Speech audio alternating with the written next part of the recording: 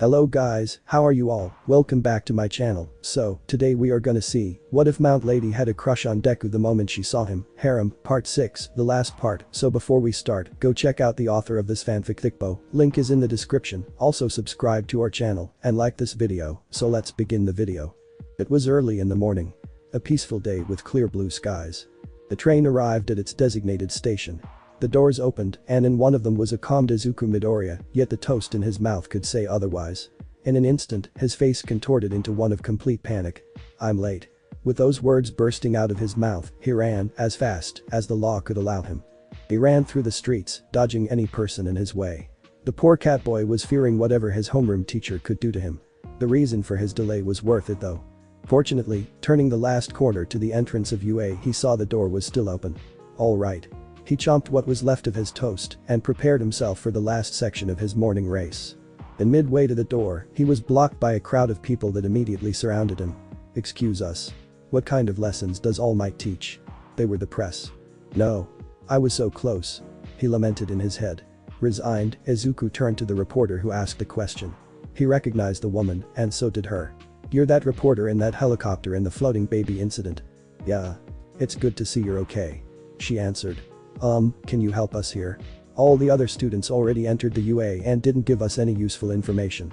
"Sorry, I don't think I should disclose anything about heroes. And all of you should be more sensible knowing all the power you have." Izuku declined.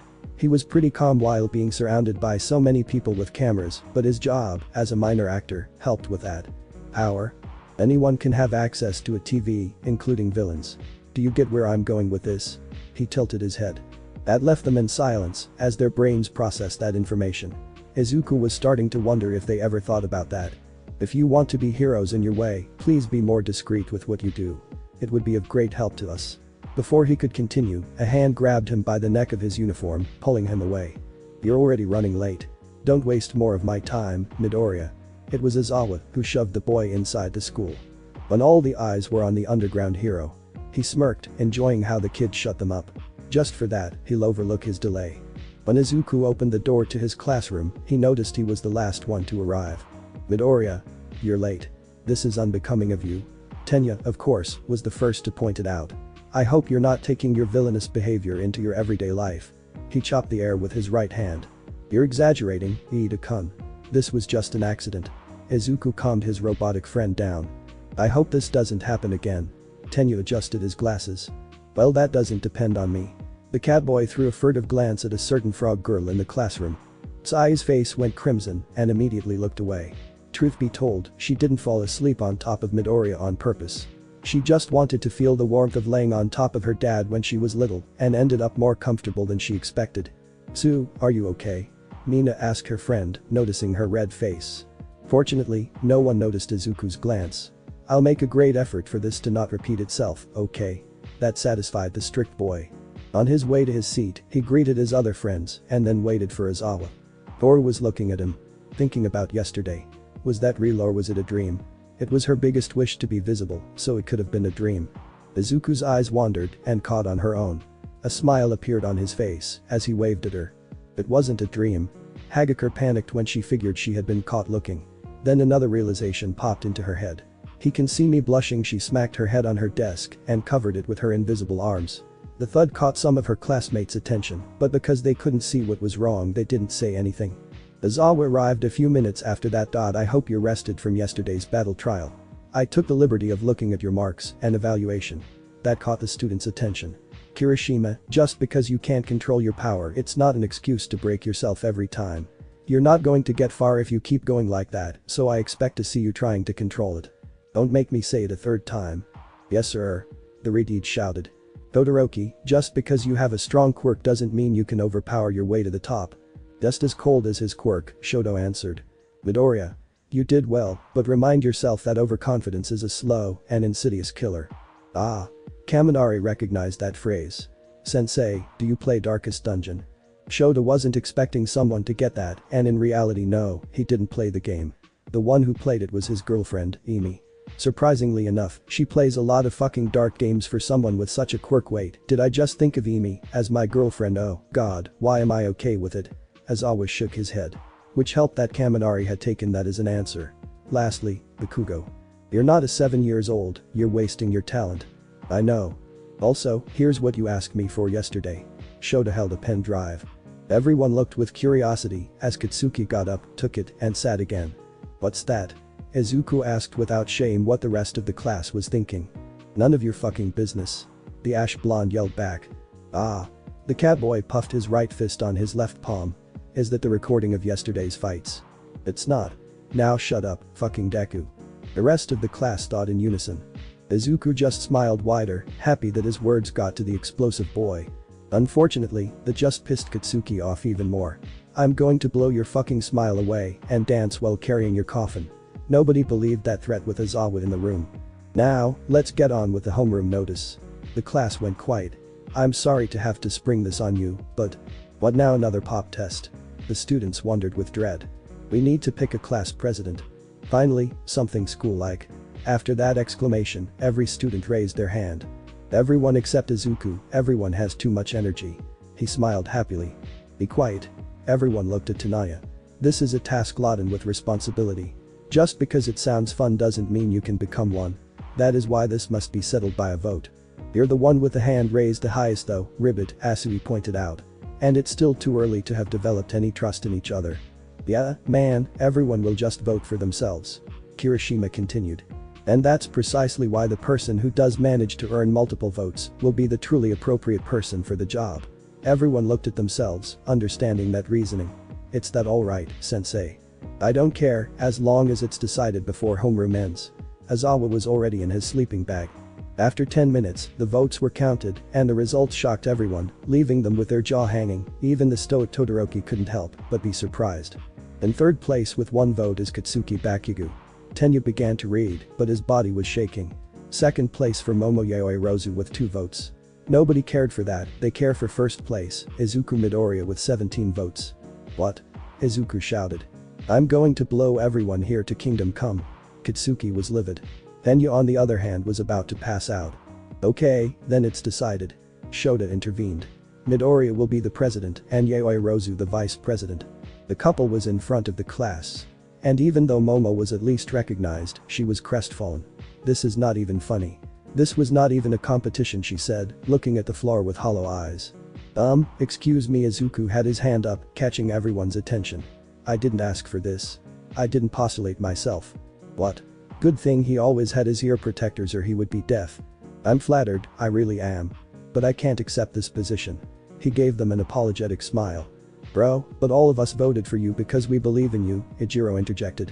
Why are you declining, Midoriya? Momo asked, curious for his reasoning. Well, I simply don't have time for this. I need to focus on other things. So, I hope you can understand. He bowed from the waist in an apology. Aizawa was the only one who understood. Midoriya couldn't use his training time on this. So it's Bakugo, the vice president, Kaminari asked in a panic. Yeah. Katsuki stomped on his desk. At least this was better than nothing. Yeah, that's not happening in a million years, Izuku started with a deadpan face. What the fuck, Deku? Want to die early? You just proved my point, retard. With that attitude, you're not going anywhere. Izuku didn't have any sort of respect for his former bully because he understood that if he wanted Katsuki to listen, he had to be harsh and direct. Bakugo sat down, cursing Deku for that. He wasn't going to admit it, but Izuku gained a little of his respect from yesterday's confrontation. But that clarified, Midoriya moved through the class and brought Tenya to the front. I present to you, President Yaoi Rozu and Vice President Iida. That surprised everyone and surprised Tenya even more. Midoriya, are you sure? The speedster asked, sharing an unsure look with the rest of the class. If all of you voted for me, it's because you trust me. So, trust my decision on this, okay? They're going to do a great job. His classmates couldn't help but think how unfair Izuku was, leaving no room for argument. Lunchtime. This time, Izuku had decided to sit with his classmates. In his table was Iida, Uraraka, Kirishima, Ashido, and Yaoi Rozu. The rest of the class was on the tables next to them, so everyone could chat with anyone. I still cannot believe that you declined such a great position, Midoriya. Said Tenya. Everyone nodded in agreement. Don't worry about it. I believe you and Yaoi Rozu are more capable than me for this. And you look like you really wanted the position. Izuku reassured him. Yeah, you even have the look with those glasses, Uraraka commented with Ijiro and Mina agreeing, forcing Izuku to hold a laugh. I don't believe that's how it works, you're Raka-san, Momo interjected. Sweat dropping at the brunette's thought process. Though I would like to know who voted for me. Yeah, I'm curious who the other person was, Mina commented as she took another spoon. No, I didn't vote for myself, I also voted for Midoriya, Momo confessed.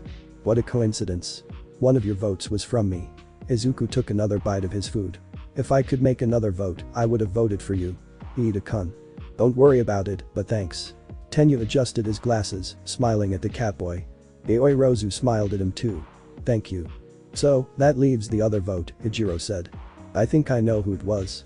Izuku caught their attention. It's the only other person who I think doesn't like me very much and knows your capabilities as a leader. He stopped to create suspense. Or am I wrong, Todoroki-kun? The bicolored kid, who was sitting diagonally to the catboy at another table, flinched. He looked at Midoriya's table with soba noodles in his mouth, slurping them. Gulp, I just considered her talents as a leader above yours, that's all, Shoto answered in his calm demeanor. Izuku nodded with a smile. I guess you and I can agree on that. And I would appreciate it if you didn't diminish your capabilities, Midoriya. Momo's tone sounded a little mad. You were the leader in yesterday's exercise, I'd like to remind you. And I'm saying that I just don't have time. And you're far more intelligent than me, that's why you're better suited for this. Izuku answered with a stern look. Okay. Don't start another discussion, you two. Mina intervened, seeing where they were going. The pair looked at each other and then sighed. Sigh, looking at you too, I can't help but feel that I shouldn't be in this position, Tenyu said. Your suitability far surpasses mine. You three are so proper. Uraraka couldn't help but admire her three classmates. I may be wrong, but are you three from an upper crust family?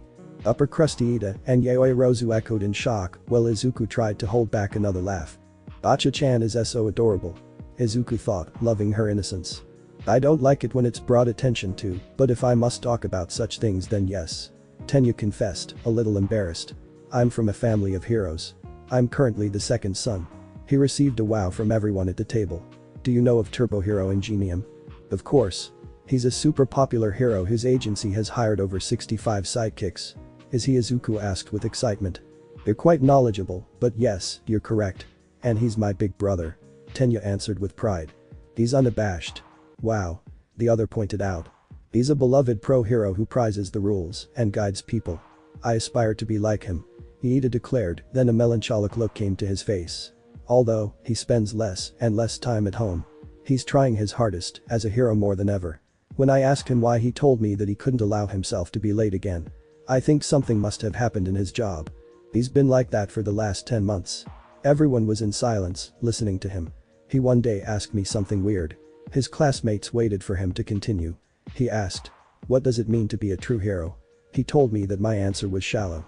That's why I believe you're a better man, Midoriya. That's why I believe you should be the class president. Izuku just smiled at him. Well, I come from a prestigious family, but not of heroes. Momo took their attention. That's pretty obvious. I mean, the Yaoi Rozu Enterprise. The #1 provider of hero equipment in the country and other materials. Izuku informed me. You honestly know too much. Momo praised him. Yes, that's my family. I always had these high expectations over my shoulders. So, I decided to become a pro-hero. That way my family can help many more people in even more ways. Everyone at the table clapped their hands, making her blush. Izuku took another spoon to his mouth, then he noticed all the eyes were on him, waiting for his story. No, I don't come from an upper crust family. Momo and Tenyu twitched at that while Mina and Ijiro giggled. Uraraka was oblivious to it. Izuku went back to his food. Wait, you're only gonna give us that? Kaminari, who was at the table behind Izuku, promptly received a slap on the head from Kyoka for being rude, though she along with the rest of the class was curious about the catboy. What do you want me to tell you? Izuku pondered. That I was quirkless all my life until just recently. You're joking, right? Jiro gave him a doubtful look. Am I Bakugu? Quirkless as a pebble in the road, fucking dumbus. The ash blonde answered, taking another spoon of his extra spicy curry. The shock in everyone's eyes was understandable, and to think you used to bully me along with everyone in the school before I got my quirk. It shows you how stupid and flawed society is right now. Everyone held their words, some almost said that they wouldn't have treated him like that, but that would be empty words in an attempt to save themselves. If I'm honest, I wish I could run back the clock and didn't get this quirk. What? Everyone yelled. You have such a great quirk, why wouldn't you want it? Shiro asked. From everyone's looks, they all thought the same. I don't blame you for thinking that way. But that's a little close-minded for me. Then again, that's society talking. After taking another bite, he looked at them with a smirk. So, all of you think that a person's worth is in their quirk? That question was a slap in the face for everyone. No, we Momo stuttered, not knowing what to say. Then let me ask you a question. Can someone without a quirk become a hero? Everyone froze. I'll take that as a no. Don't worry. Even All Might thinks that way too. There was a long pause that nobody wanted to break as they reflected about it. Sorry, it was not my intention to make the ambience so tense. It's just that I simply don't like how society has chosen to look at quirks before the person who has it. That's why my reason to become a hero as well, apart from saving people from danger, I want to change society, and also he paused for a moment and then smiled to himself. I want to save people from themselves like I was saved. At that moment, Ijiro remembered Midoriya's words. I don't need one for all. Now he understood something. All these generations, it hasn't been passed to anything but a quirk. Where was the meaning of what a hero is in all of this? He was lamenting having a lame quirk while Midoriya didn't even care if he had one or not. Kirishima clenched his fists. The true successor is Izuku. We were saved. Uraraka picked the last part of the catboy's words. It's a sad story, and I don't want to make lunch even worse. Maybe another time, okay? Izuku smiled apologetically, and Ichako nodded. They decided to go back to their lunch when a siren went off. Security level 3 breached. Students, please promptly evacuate, a robotic voice announced. Izuku was already on his feet. With a serious face and widened eyes, he looked around, watching the students' faces, seeing their panic. He turned his head to the cafeteria's exit. That was a narrow corridor. You didn't have to be a genius to figure out what was about to happen. Before anyone even moved, he was already making his way to the exit. He got there by the time the students made a stampede. Izuku turned around with his arm wide open. Then they crashed into him. He did his best to hold them back until they finally stopped. What are you doing? Get out of the way. A student yelled at him. I'll do it when all of you calm down. Izuku yelled back, his glare freezing them in place. All of you were going to get clogged. Some were going to fall and get trampled. Am I seriously looking at the UA students? Stop thinking only about your own safety. Besides, just think about it. The entire staff is made out of pro heroes, and one of them is freaking All Might. Whoever trespassed the school is an idiot or has a death wish. Everyone was silent. Make 5 lines. There was a pause. Now. Like soldiers, they followed. Good. Do not run. The others have your back. If you run, you will be betraying their trust. Got it, they nodded. Now, you can evacuate. The catboy turned around and went ahead of them. Where are you going? A student asked. To see what happened and offer some help to the teachers if they needed. He answered without looking back. He didn't make it far when he looked outside the window. Izuku let out an exasperated sigh as he facepalmed. It's just the press. He shouted to the students. Everyone, go back to your classroom and wait for your teacher. The cafeteria was left empty except for the students of 1A and 1B that were still at their tables due to being too slow to respond and their lack of knowledge about the security levels. Meanwhile, Eraserhead and Present Mick were trying to calm the press, but they weren't listening, they just wanted All Might. What the hell are you doing? They turned to see a pissed Midoriya. We want to talk to all. You just trespassed forbidden property. Izuku didn't let them talk. For instance, he was louder than his Ashi. You created panic in the students. No, you're not getting anything. And you're not leaving until the police come and take you to prison. Because all of you just committed a crime. That left them speechless. Present Mick and Eraserhead took it from there now that the press was quiet. Ignoring them, Izuku went to the destroyed door. What happened here? Looking around, he saw the female reporter from the morning. She and her team were outside, packing their stuff. At least one of them is not an idiot. He jogged to her. Excuse me? Yes. Oh, it's you. The reporter smiled at him. Did you see what happened? Oh, a man in a hoodie brought the barrier down with a touch of his hand, making it crumble, and left. Nobody tried to stop him because he was kinda scary. The reporter confessed. No, don't worry about it. I'm actually glad you didn't try to stop him, your safety comes first after all. They smiled at each other. So, you're leaving? Yeah, we won't get anything about All Might anyway. There's great news just there, though. Izuku pointed over his shoulder to the reporters inside the UA grounds. The reporter paused for a moment. Get the camera. Get the camera. She shouted to her team. She was so blinded by All Might that she didn't think of the opportunity. You can even interview me about it if you want, as an exchange for the info you gave me. Izuku offered with his hand up in the air. The reporter smirked malevolently, and so did the catboy. Izuku returned inside when the police showed up, then crouched, taking a piece of the disintegrated barrier in his hand. Aren't you overstepping your boundaries as a student, Midoriya-kun? Izuku turned his head around to look at Nezu. Consider it a club activity to learn how to respond to this kind of situation. The student answered without missing a beat. Unfortunately, the club hasn't been established yet. It's taking more time because it directly affects the teaching system. However, the idea is amazing, so just give it time to be put to work not only here, but in other academies. The principal informed him. So, I'm in trouble. I'll overlook it this time, just because you're not doing anything bad. The rodent walked next to him. The hooded man did this with only a touch of his hand, or that's what I got. What do you think? Infiltration. The security system would have already noticed. Nezu contemplated the destruction of the barrier. Maybe a declaration of war. With All Might here, Nezu noticed the pause of his student. All Might just started to work here, and then this happened. Nezu's eyes widened. You think someone is targeting him? He's the reason why crime is so low. Do you think someone knows about his condition? That's impossible. Only the staff members, Tagada-kun, Kirishima-kun, and you know about it. The spy. I don't like what you're suggesting, Midoriya-kun. I know my employees. The student. That's enough. You're overstepping your boundaries again.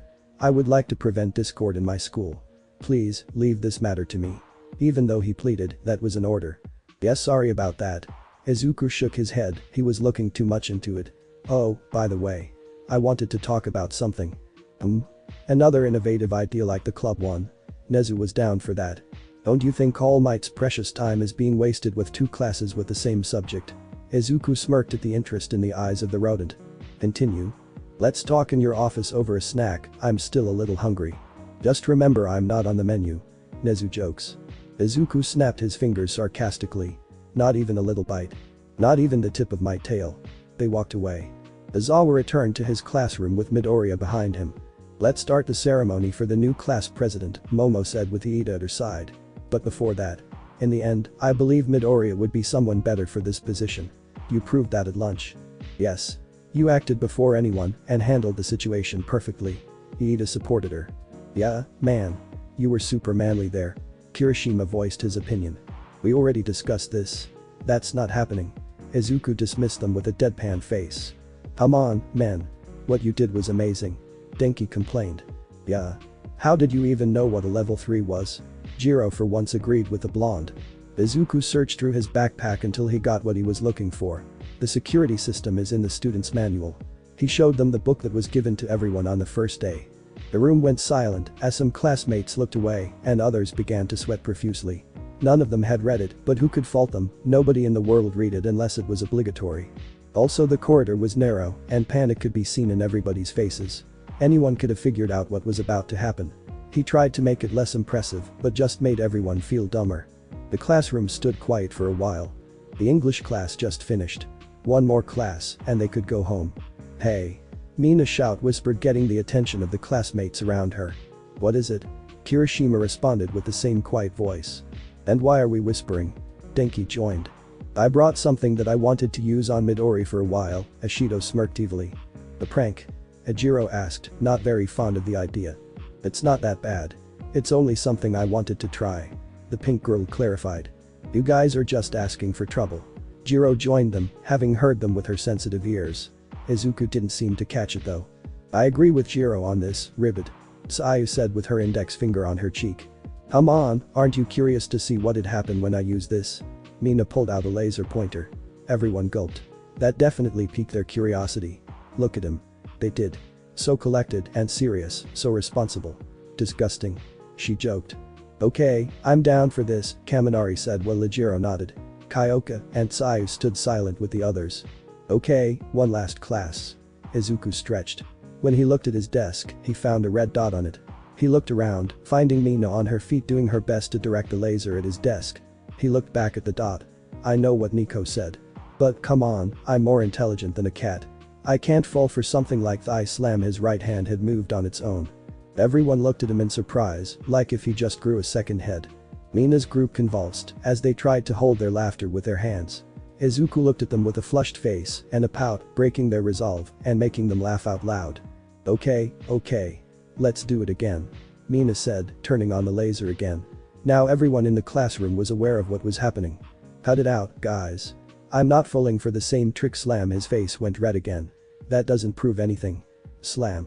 Bushido pointed at the floor, and in less than a second, Midoriya pounded the dot. He wasn't responding anymore. Many laughed, and others thought about how cute he was. He was an overgrown cat now. The catboy followed the dot through the classroom as everyone made room for him. He chased it to the walls and even jumped easily to touch the ceiling. Mina couldn't hold it anymore, bracing herself by how much her sides hurt. Unfortunately, she didn't notice that in her laughter, the laser ended up pointing at her face. Izuku's head turned immediately in her direction, his eyes focused on the red dot. Bushido. The laser. Momo was the first one to notice. Eh? The pink girl opened her eyes to find Midori already a few inches away from her in the air. Unnoticed by everyone, Izuku's eyes grew wide in realization. Crash. Many chairs and desks were hit and thrashed around by the impact. The students opened their eyes slowly to be surprised to find Mina on top of Izuku while he held her in an embrace. "Are you okay, Ashido?" He let her go. They sat up. "I'm sorry, Midoriya. It wasn't my intention for Mina to apologize," but her worried expression calmed down seeing his smile, the same smile he gave her that time with that giant, making her trail off. "Don't worry. I've received worse hits." He wasn't joking, death arms and Mirio punched worse than that. "Let's not do it on the inside next time, okay?" Bushido let out a sigh in relief, seeing he wasn't mad at her. "Izuku, the back of your head," as Mineta trailed off with a worried face shared by everyone who could see it. Midoriya touched the back of his head with his left hand and then looked at it. The hand was covered by a red liquid. He must have hit the edge of a desk or something similar. Mina gasped in horror as tears formed in her eyes. "I'm so sorry, I didn't want to." She cut herself up when she saw the emotionless face of Izuku looking back at her. She shut her eyes when Midoriya moved his right hand to her face. She understood if he was mad at her and if he wanted to do something to her, she wouldn't put up resistance. However, her eyes were shot open when she felt her head being pushed down. Izuku was examining the back of her head. "Sigh, thank God, you're not bleeding too." Mina looked at him in utter shock. She wanted to say something, but her words died looking at his smile. "Okay, I'm going to the infirmary," Izuku informed his classmate as he stood up. "Let me go with you." Kirishima was the first to step up. That didn't mean he was the only one. "Guys, I'm okay. I think I can get to the infirmary on my own. Besides, the next class should start any second now." He reassured them. "Are you sure?" Momo asked with a worried face. "Yeah. Thanks anyway." Izuku walked away. A meter away from the door, the catboy collapsed on the floor. "Midoriya." Everyone ran to him. Izuku opened his eyes, finding himself in the infirmary bed. The first thing his eyes found was an angry recovery girl. "Why? Your class doesn't even have heroics today. Why are you injured?" "I was playing a game with someone and it went wrong. Sorry. But why are you the only one? Not even the red sweetie gets like this, and we both know what he's dealing with." Midoriya couldn't deny her claims. "I'm sorry, I'll go back to class and..." "Oh no, young man, you're not going anywhere unless I said otherwise." Chio pinched his leg with her syringe cane. "I might have healed you, but you had a concussion. I'm not taking any risks." Izuku nodded while he touched the bandages on his head. The retired heroine walked to the door. "I have something to attend, you can't move no matter what, understood?" Another nod from the catboy. "And don't make the sweetheart wait for too long." She left. Ha! It wasn't until the old lady mentioned it that he noticed the other person in the room on the other side of his bed. Ashido. Hey, his classmate was looking at everything but him. "Are you okay?" "I'm sorry." They spoke at the same time. "You can go first," Izuku said, smiling at her. "I don't know what to do for you to forgive me. I don't want you to be mad at me." Simply by looking at her face, Izuku could notice how much she regretted what she did. "But I'm not mad at you, but if it matters so much, I forgive you." "How?" Mina raised her voice. "How can you not be mad? How can you forgive so easily? You're acting like you tried to kill me." Izuku chuckled. "I could very well have. That's the problem." She was panicking. "But it wasn't your intention. It was a mistake, and mistakes happened." Izuku placed a hand on her shoulder. "If I was to get mad for every mistake people make, I'll probably be a villain right now, and that's not the life I want to live." A grin spread on his face. "It's like with Bakugo. I could live resenting him for what he did to me all these years, but holding a grudge is not healthy, and I couldn't focus on my objective. That's why I'm willing to forgive him, as long as he shows me he can be better. To be honest, I hope that one day I can call him Kaken again." He scratched his cheek while he said the last thing in embarrassment. "Ah. But don't tell him I said that he'll get fucking Deku this, fucking Deku that. Don't be a faggot. Or something like that." She laughed at his impersonation of Katsuki, making Midoriya grin wider. "Okay, you convince me." But I want to do something for you to compensate anyway. No, don't worry. I don't need anything like that. He got a very cute and angry pout from the pink girl. Sigh. Okay, cute girls are my weakness. Yay. Now, what do you want me to do? She swung her fists up and down in excitement. Mizuku thought about it hard. Maybe no, I don't think. What? Tell me. No, well, I like to train, but I haven't come up with a good way to train my reflexes, but I don't think you can help me with that. But you got great reflexes already. She said a little surprised. Well, yeah. But most of those are part of my instincts, and we saw today what happened if I let them take control. Oh, they are a little bit dangerous. She pondered. You have no idea. He thought deeply about it. I should prepare to prevent the worst. Then how about dance? She asked. I don't know, I always felt like I got better with my reflexes with it. Dance? Now that I think about it, you have to pay attention to your partner or the music and be reactive to many things. Have you danced before? She tilted her head with a grin. I can dance break, Izuku stated. You can break, and she raised her voice, forgetting for a moment what personal space was. No, you didn't get it. What I said, it's that I'm so bad at dancing that I'll probably break my bones in the process. He looked down in shame. You're such a dork. Oh my god. Mina swiped the tears on her eyes from laughing so much. Then I can teach you. Really? Yeah, how about this weekend? At Mustafa train station. She proposed, and Izuku nodded. But she looked conflicted. What is it? I feel like teaching you how to dance, it's not enough. I enjoy doing that, so it's not really a problem. Ask for something else. Mina demanded. No, it's okay, the pout was back. Alright, while he thought about what to say, he took a look at Ishido. Can I touch them?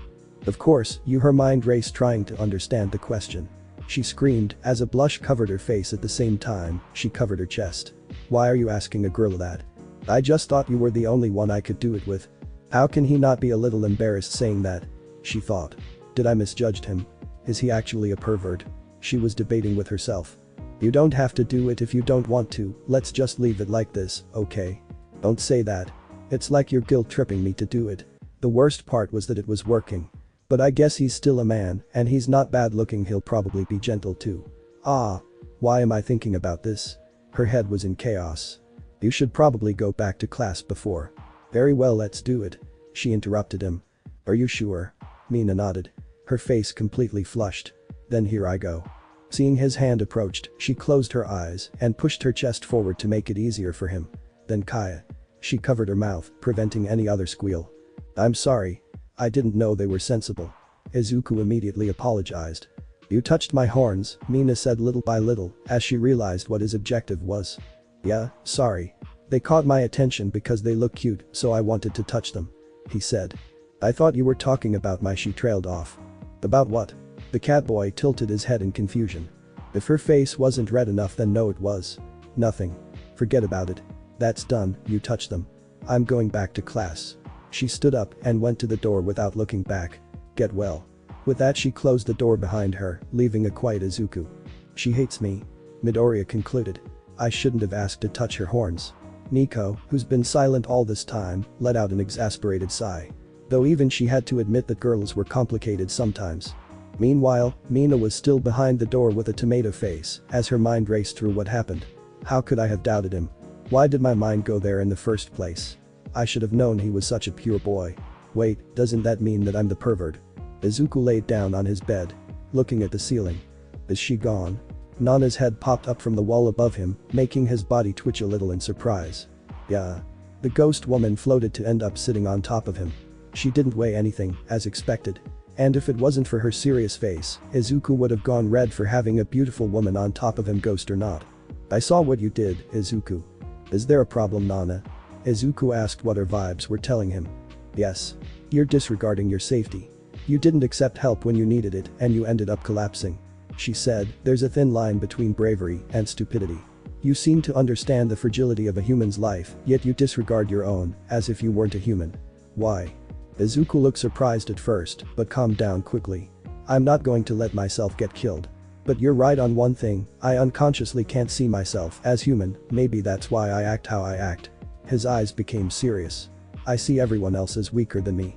That's why I tried to keep them safe at the cost of myself. Nana crossed her arms as she frowned with her eyes closed, thinking about what he said. That's very proponent of you, but I guess this runs deeper than at a psychological level. Feline pride combined with your strong sense of justice makes you feel superior. Nana wondered out loud. I guess there's no other way around. She nodded to herself, piquing his curiosity. I'll be around you as much as I can and try to correct that behavior. So, you're going to train me as if I was your pet? He asked. Good analogy. You pick it up fast. She smiled at him. Well, it's not the first time someone tried to do it. He told her. Oh? And who's that person? Well. Why hasn't Izuku come to me so I can pamper him? Namuri Kayama complained as she stretched on her desk. Even though we could see each other every day now that he's studying here. She didn't have any other classes today, so she was preparing the ones for tomorrow. He's a teenager, I think spending time with you would be too stimulating for him. Snipe commented. It'll be too stimulating for me. She said. What? Classes were over by the time Izuku was allowed to leave the infirmary. The catboy opened the classroom door. Midoriya, what are you doing here? The first one to notice him was the gingerhead, Itsuka. Wait. Are you okay? What's with the bandages on your head? Oh. Don't worry about it. Thank you for worrying anyway. After he smiled, he looked around the 1B class. It's Shiozaki still here? The vine-haired girl stood up from her chair. Yes, did you need me for something, Midoriya? Nobara tilted her head in curiosity. Yeah, well, it's kind of a weird request. Could you follow me? It won't take long, I hope. Suddenly, a blush appeared on his cheeks, gaining weird looks from the students of 1B unknown to them. It was because a certain spirit decided to lean on him from behind, putting her upai on top of his head. Why can I feel her and the weight on top of my head? Isn't she supposed to be intangible? I don't really know too much about this, Nico answered. Foolish of you to think I can't interact with the world. I can actually move stuff around if I want, you know, like that poltergeist thing. Nana answered while she looked with interest at the rest of the class. Wait, did she read my mind? Yes, another useful ability of my unalive state. Well, as long as I'm making contact with you. While Nana looked at every student, her eyes met blue ones as a gray-haired girl looked directly at her. How interesting. Can she hear me? The feline asked. Yes, you're Nico, right. God, what's with the redundant name? Nana answered. Oh my god. I can finally have a girl's talk. The cat exclaimed with excitement. Oh yes. The heroic spirit returned the sentiment in kind. Far too many years without contact with another girl could make struggles in the mind of a spirit. I'm going to stop you two right there. Good thing he did, because Ibara finally came after packing everything. Shall we go? The female student asked, receiving a nod. When they disappeared to God knows where, the class returned to normal, as some prepared to go home. That's unfair. Kendo, the representative of the class, looked at her vice representative. Why does Ibara-chan get to recharge, and not me? Setsuna was sulking. Kendo remembered those Izuku energy points the green-haired girl mentioned yesterday. Como on, Setsuna, you're acting like a little kid. Kendo reprimanded her like the big sister she was. You're saying that, but I bet you want to pet him again, Tokage smirked at her. I'm not. Itsuka went a little red on the cheeks. I want to pet Midoriya again. They turned around to look at Juzo, who just thought out loud. Yeah, that gave such a comfy feeling. Tetsu nodded in agreement. The duo was plastered on their chairs looking at the ceiling in boredom. See, everyone is open about it. You're just a closet pervert.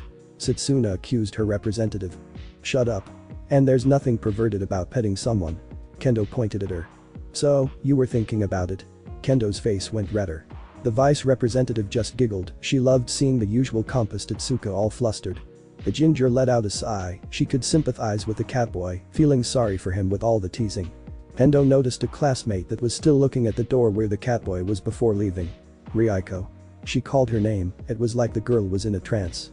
Something wrong? The silver-haired girl turned to look at her friend, her stoic face never broke. Everything is fine. I just felt something peculiar surrounding Midoriya-sen's presence, like a sui generis aura. I can't quite put my finger on it. Itsuka tilted her head, it was hard to understand the unique girl's words half of the time. Setsuna on the other hand looked worried. What is this? Is this perhaps the awakening of my second rival? She was being very dramatic. Sorry, but I can't comprehend what you are talking about, Setsuna-san. Yanagi tilted her head. Would you be willing to explain to me this rivalry you just alluded to? Ah no, don't worry about it, Ryuko-chan. I was just trying to tease you. Tokage gave up on her futile attempt to bring some emotions of the stoic girl to the surface. I guess something like that wouldn't work on a Kudir. She murmured that. Kendo shook her head with a smile on her face. The antics of the green-haired girl were tiresome. Second rival. Then who is the first? The ginger spoke to herself. You, Itsuka. Duh. Setsuna responded. Don't think I don't see you looking at him. Waiting to put your hand all over his head. She squinted her eyes at her. Endo was not impressed, returning a derogatory face. By that logic, Hananuki-kun and Tetsutetsu are your rivals, as well. Dramatic gasp, you're right. I didn't think about them because they were boys. How foolish of me. Her head turned to the two boys. Oi. I won't give him that easily. This is war. She marched to confront her rivals. Setsuna was truly the soul of 1B, she always kept it interesting. Endo took a moment and contemplated her palm. Having dirty thoughts about a certain catboy, I see. A voice interrupted her. Manama. She yelled, reading her hand to karate chop the shit out of the blonde for such a comment. Hey, Kendo, please wait, it was just a joke. The ginger took a step closer. Wait, stop. I'm joking, stop. Please stop. He screamed as the color left his face. Somebody ended up dragging Nito's body out of the classroom. After making the request to Ibara, Izuku went back to his classroom to pick his stuff. He never expected to find the entire 1A class still there, except for Bakugo and Todoroki of course. Midoriya. Kirishima was the first one to greet him. Soon enough, everyone gathered around the green-haired boy. Hey, guy. What are all of you still doing here? The bell rang long ago. Izuku inquired. Waiting for you, duh, Jiro answered like it was the most obvious thing in the world. Yeah, we were really worried about you, man, Hanta confirmed. That brought a smile to his face. Thank you, guys. I'm fine now. Then let's go together. Toru said enthusiastically. Ah, sorry guys, but Mineta-kun and I have stuff to do, Izuku informed as he picked his backpack. Maybe next time. Let's go, Mineta. But dude, the girls. The midget complained, gesturing to his classmates. What are your priorities? The catboy questioned. Ugh, alright, I get it. Let's go. The little guy picked his stuff too and left the class with Izuku. What are they doing? Sayu asked around, maybe someone knew. Midoriya is going to train Mineta so he can become a super cool hero or something, Kyoka answered and noticed the questioning looks on the others, asking how did she know that? My hearing is sensitive, okay. She answered a little flustered, crossing her arms. Such an exemplary classmate. Tenyu exclaimed while adjusting his glasses. Maybe we should go and train with him too, Hanta said to Rakido. Others looked fond of the idea. Guys. Kirishima took their attention. Because we're classmates, I'll tell you Midoriya's training will make you puke if you're not ready. His face showed how serious he was. Kirishima, though he could take Izuku's harsh training, decided against it. He would train on his own, he could not always depend on his brother to be better. He'd find a way to have better control of Ofa, so one day he could smile and tell Izuku that his decision of placing one for all on his shoulders was not wrong. Everyone looked at themselves. After witnessing his battle training yesterday, they could totally believe that. On second thought, my favorite anime starts in an hour. Hanta was the first to prepare his belongings to leave. Ah, I need to make a cake. Sato was the next. One by one everyone made an excuse to not join the catboys training. They'll judge it tomorrow after looking at Mineta. Outside in the PE grounds. Luerg. Mineta threw up in a trash can. Ugh, I don't know who cleans these things, but I'm sorry. Here. Izuku gave him a beverage. Thanks, and I can't do this. The little guy yelled with tears in his eyes. I'm seriously going to die. But it's only been an hour. That's the point. I feel like collapsing at any moment and it's only been an hour. Minoru sat on the floor, refusing to take another step. You're not used to being pushed to your limits, give it time. Izuku tried to comfort him as he sat next to him. But you don't even look remotely tired. Mineta approached. Because we're working at your limits, mine will really kill you. He chuckled as if it was something funny. It irritated the midget a little. Sai, look, I appreciate what you're doing, but I don't think I'm capable of keeping this up. He confessed, not looking at the catboy in the face. I see. How you're only going to give me that? You're not going to talk about my dream and all that stuff. The little boy was surprised. Well, I can't force you. With this I have already shown you the price of your dream, the rest it's up to you. Midoriya took a sip from his beverage. It's a shame though because I wouldn't have pushed you this far if I didn't think you could handle it. You would have been an awesome hero. Ha. You think I can handle this? Yeah right. Quit that, I already know the drill. What are you talking about? Izuku looked confused. Come on, I already know I have a weak-ass quirk. Everyone in middle school said it when they thought I wasn't around. They said I'll never be a hero with it, so I applied to the UA as a middle finger for them. And you made it in. That stopped his rambling. To the hero course nonetheless. Where are those people now? Mineta's silence was enough of an answer. See, they were wrong, not only about you, but about your quirk as well. You can climb walls with it, propel yourself, stop enemies' movements, and save people in the right situation, and who knows what else you could also do. Sorry, but I failed to see how it's weak. Mineta was amazed by how much Midoriya got with the basic information of his quirk. Listen, Mineta. It's not about the quirk, but how you use it. And maybe nobody believed in you, not even yourself, so I'll be the first one. Midoriya beamed at him. You can be a great hero, just like anyone. He palmed the back of the purple boy, softly. Then I got up. Anyway, I'll keep training. See you in class tomorrow. Izuku jogged away, leaving the midget with his thoughts. After a few seconds, Minoru reacted. Ugh, shit. I can't just give up after that, you asshole. He ran after Izuku. Hey. Wait for me. An hour later Mineta was sent home. Izuku wasn't as cruel as to make him hate the training. This last hour he just gave him tips and advice on how to use his quirk or take advantage of his height in a fight.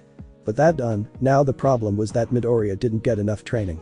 I wonder if Senpai is free. He took out his phone and sent a message. After getting a response, his face lit up. 15 minutes later, two figures approached him. He greeted them with a smile. Thanks for coming, Tagada-senpai. No problem, Midoriya. Mirio responded. Nice to see you, Amajiki-senpai. Are you going to spar with me too? Izuku was fidgeting on the spot. He hasn't been able to have a single match with the indigo-haired teen. He has only heard of his quirk, so Izuku is very excited to see it in action. Sorry, Midoriya. I just came to watch. Tamaki answered. Also, you're too close. He covered his face, wrapping it with his arms, trying to escape the penetrating and expectant gaze of his energetic kohai. I see. Midoriya didn't mind, and he already knew about Tamaki's chicken heart, but at least he didn't run away like the first time they were introduced to one another. I wanted to see your quirk in action, though. Maybe next time. Amajiki was glad Izuku dropped it. You're like Hado. Mirio pointed out. Hado? It was the first time he heard the name, maybe a classmate of theirs. A friend of ours who's also getting super strong too. She is very curious when it comes to other people. She also gets Tamaki all flustered just like you.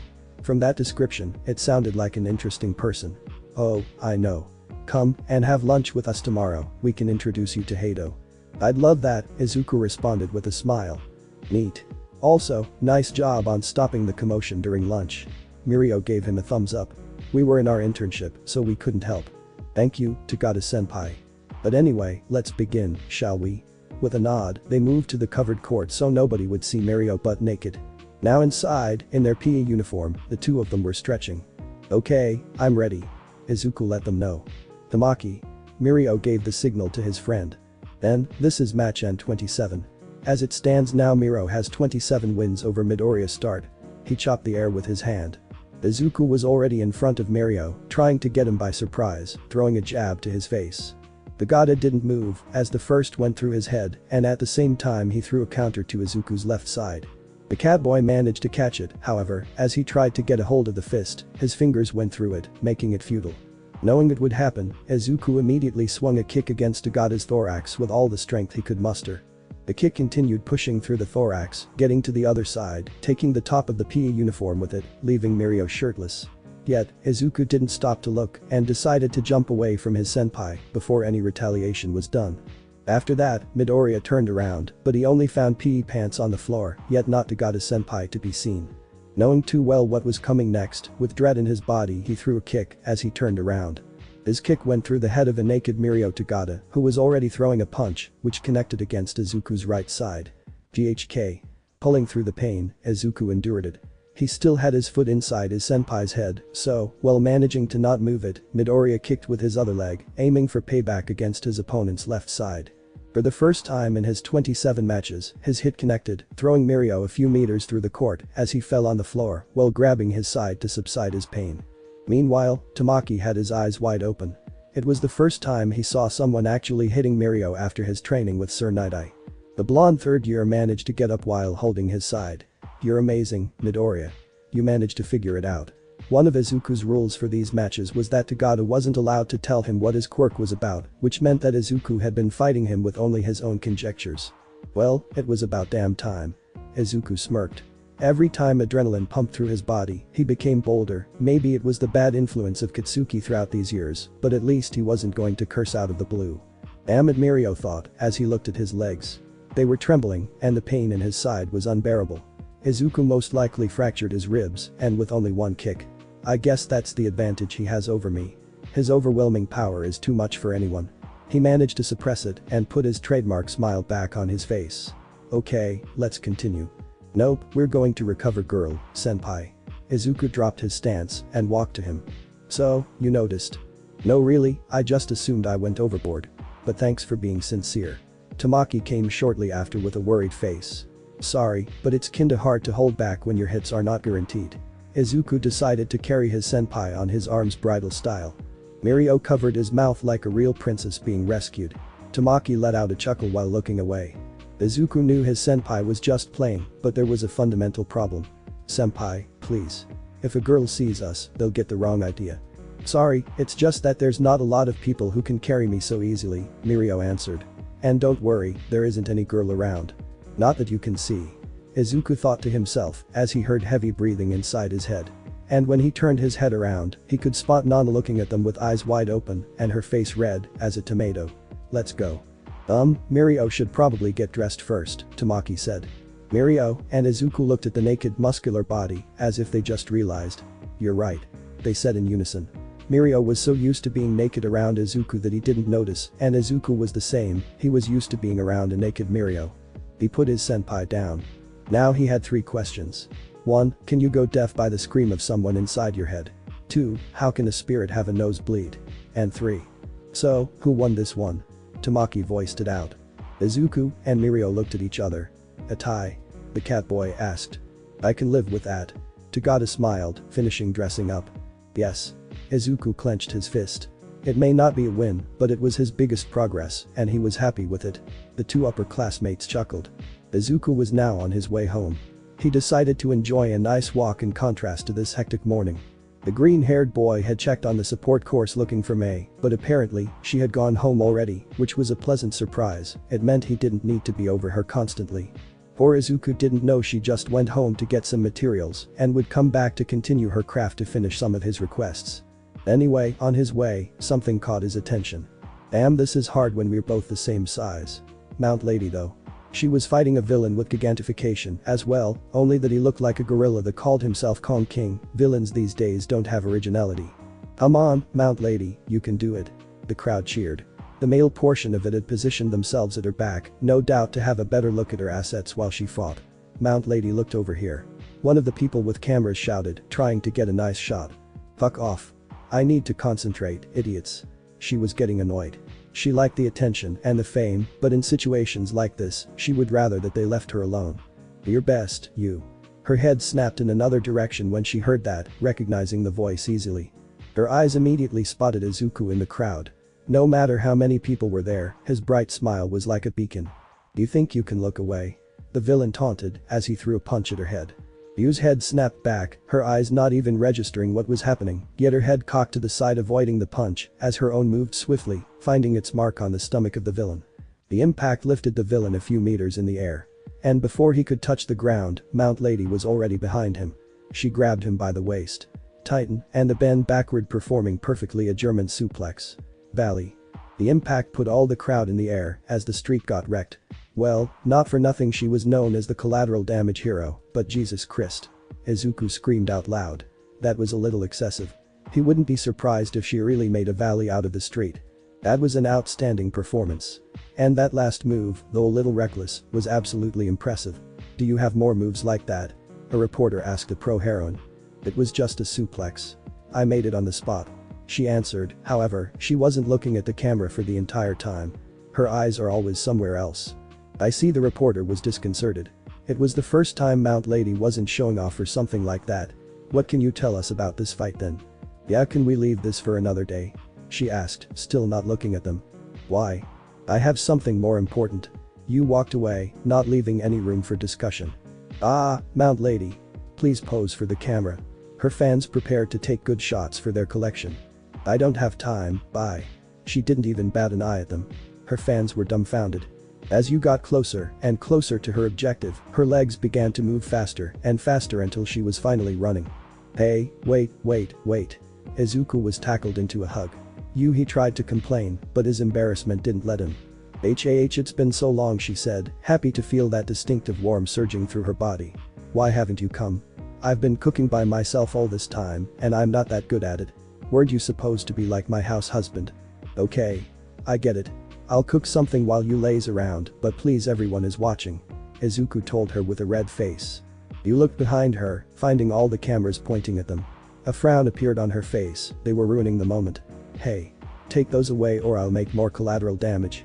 It might have sounded rude, and it was not proper of a hero, but she was in her right for privacy. Fortunately, even in their shock, the people put their cameras away. Let's go. She pulled him by the hand. What about the damage? Midoriya tried to protest. Just another day in my agency, leave it to them. After changing to her civilian clothes in her agency and calling it a day, they were heading now to Yu's apartment. Just to let you know, I won't stay long. I stayed at a friend's house yesterday and was let out for school today. Izuku told her. A friend's house? Was it a girl? She asked after pondering for a little, startling the catboy. How did you know? Woman's intuition. Was her answer. Was she pretty? She had a teasing tone and didn't look mad or anything, which unsettled Izuku. Why the question? Yu shrugged. Just scanning the battlefield. She wasn't that interested because her current fight was with another pro hero. Well, I have yet to meet a girl who isn't, to be honest. He decided to not stress himself with all of this. And being honest was probably the best option when dealing with what he couldn't understand. Though a little worrisome, Yu Takeyama decided to take that as a compliment and drop the matter and cut him some slack. HNG, she groaned while she stretched. Tired? Izuku asked. The woman smiled inwardly, forgetting what she wanted. My feet are killing me. Can you do something about it? She smirked at him. The green-haired boy stared at her for a few seconds. Let me call a taxi. Yu growled in exasperation. I want you to carry me, you dense brick. She yelled while poking his forehead with her index finger, hoping the message got through his skull. She wanted to be piggyback so she could use her womanly charms on his back and see him become red as a tomato. I'll give you a piece of advice. We men can't read minds, so please be clear. She rolled her eyes. Yeah, that was made clear a few seconds ago. Kaya. She didn't expect to be carried bridal style, spoiling her plans in a swift move. He continued walking, as if nothing happened. I'm not heavy, am I? I'm okay, but you should eat less hamburgers, Izuku said without skipping a beat. I'll hit you. She clenched her fist. I would like to eat a hamburger right now. He avoided her gaze. The light popped up inside her head. She looked around, not seeing many people, and the few weren't looking at them, it was now or never. Yu took his chin and leaned forward. Izuku's eyes went wide open when he felt the soft sensation on his lips. I ate a burger not too long ago. Were you able to taste it? She smirked, licking her lips. His mouth was open, but no words came out of it. His face. Redder than a tomato. Mission success. She won. Oh wait. Did I just commit a crime? What are you going to do, Mr. Hero? Are you going to hand me over to the police? Yu faked worry, but her amused smile betrayed her. She never saw it coming though. HMP. He had kissed her back. Sorry, I didn't taste it the first time. His tail covered his mouth. Shit, it happened again. His instincts controlled his actions from overstimulation. Isn't this getting a little out of hand? She didn't hate him for what he did she? Yu's brain still hadn't registered what just happened. And it looks like we're partners in crime. With that last line, her head puffed in crimson as he looked away. She looked at his ears. They weren't red, it was impossible for them to be, but they were twitching uncontrollably, probably the equivalent reaction. She didn't win, this was a double KO. Yu touched her head with the back of her palm to make sure she didn't have a fever. Geez, my head is spinning. She said. You're not drunk, are you? I didn't taste alcohol. Izuku went even redder from his own statement. The pro-heroine smiled sweetly. I guess I am drunk on you. After a few seconds, she covered her face. Why did I say that? That was so cringy. I want to die. I want to die. I want to die. Izuku held back a laugh. Stop. Don't laugh. Put me down. Put me down. Put me down. Yu begged him. Hitting his chest with no strength to back them up. Sorry, no can do. You may go on a trip or something. Please kill me. She covered her face again, refusing to meet his gaze. You're so adorable right now. Midoriya continued his teasing. Ah. Shut up. Somebody save me. He's kidnapping me. She tried another way to get away from the situation. Being with him right now was a torment. I guess I am. He gave her a cheeky grin. I'm taking advantage because you're drunk right now. But then again, I'm the only one who can do it, right? His grin grew wider. Yu began to tug his collar back and forth as she cried uncontrollably. He just kept pouring salt in the wound. This was payback for everything she had done for him. The worst part was when people approached them, asking if she was okay, for Izuku to answer with she's drunk, making her wail, even more, prompting the people to believe his stomach. What was heaven for you when she saw him, was now a cringy and insufferable hell. It was early in the morning, but time meant nothing for heroes and villains. Though if you asked the heroes, a hostage situation was too much for how early it was. "Try to chase me, and I'll crush the bones of this family," said the swollen pink villain while flipping the heroes off. "Damn it, he's too fast for how big he is," cursed Kamui Woods. "What do we do?" "We should wait for a hero with a better quirk," proposed another hero in the scene. "Stop saying stupid things like that. We're heroes, if you can do it with what you have then just quit." Those harsh words came from Mount Lady. If she was the same person when she debuted, she would have probably agreed with what her fellow hero said, but a green mop with cat ears had changed that. "There's always a way, you're just not seeing it, you," she told herself. What would he do? What would his eyes see? If she knew something about that boy, it was how he could see stuff from another perspective, always thinking out of the box. "What can my quirk do? I need to be faster than this idiot." Her eyes wandered to the blue sky, and a smirk appeared on her face. "Woods, throw me up in the air," she said. "What? Why?" The wood hero was taken aback. "We don't have time, just do it," she snapped at him.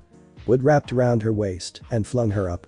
She was now in the air parallel to the villain. Said villain just looked at her dumbfounded.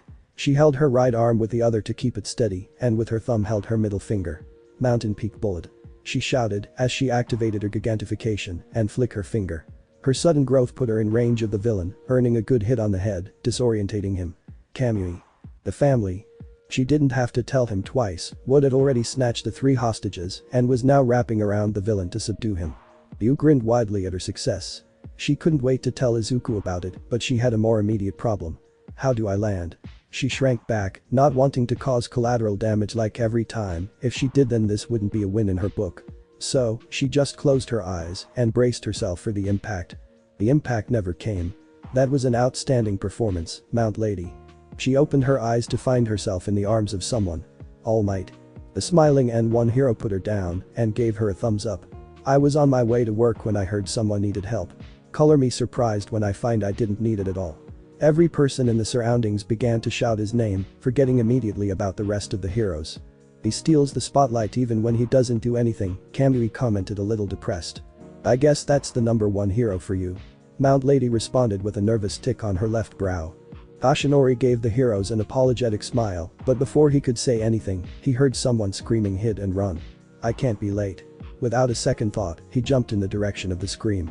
"I need to do this quickly, today is an important day for both classes," he thought as he took to the skies. Izuku opened the door to classroom 1A. Today he wasn't late, but he wasn't early either. "Midoriya." He was greeted with a screech courtesy of Mineta, who ran to him. His face looked angry for some reason. "Good morning, Mineta-kun." Izuku responded, confused. "Don't give me that." Minoru shut him down. "You knew Mount Lady and didn't tell me?" "What?" That caught him off guard. "I'm talking about this."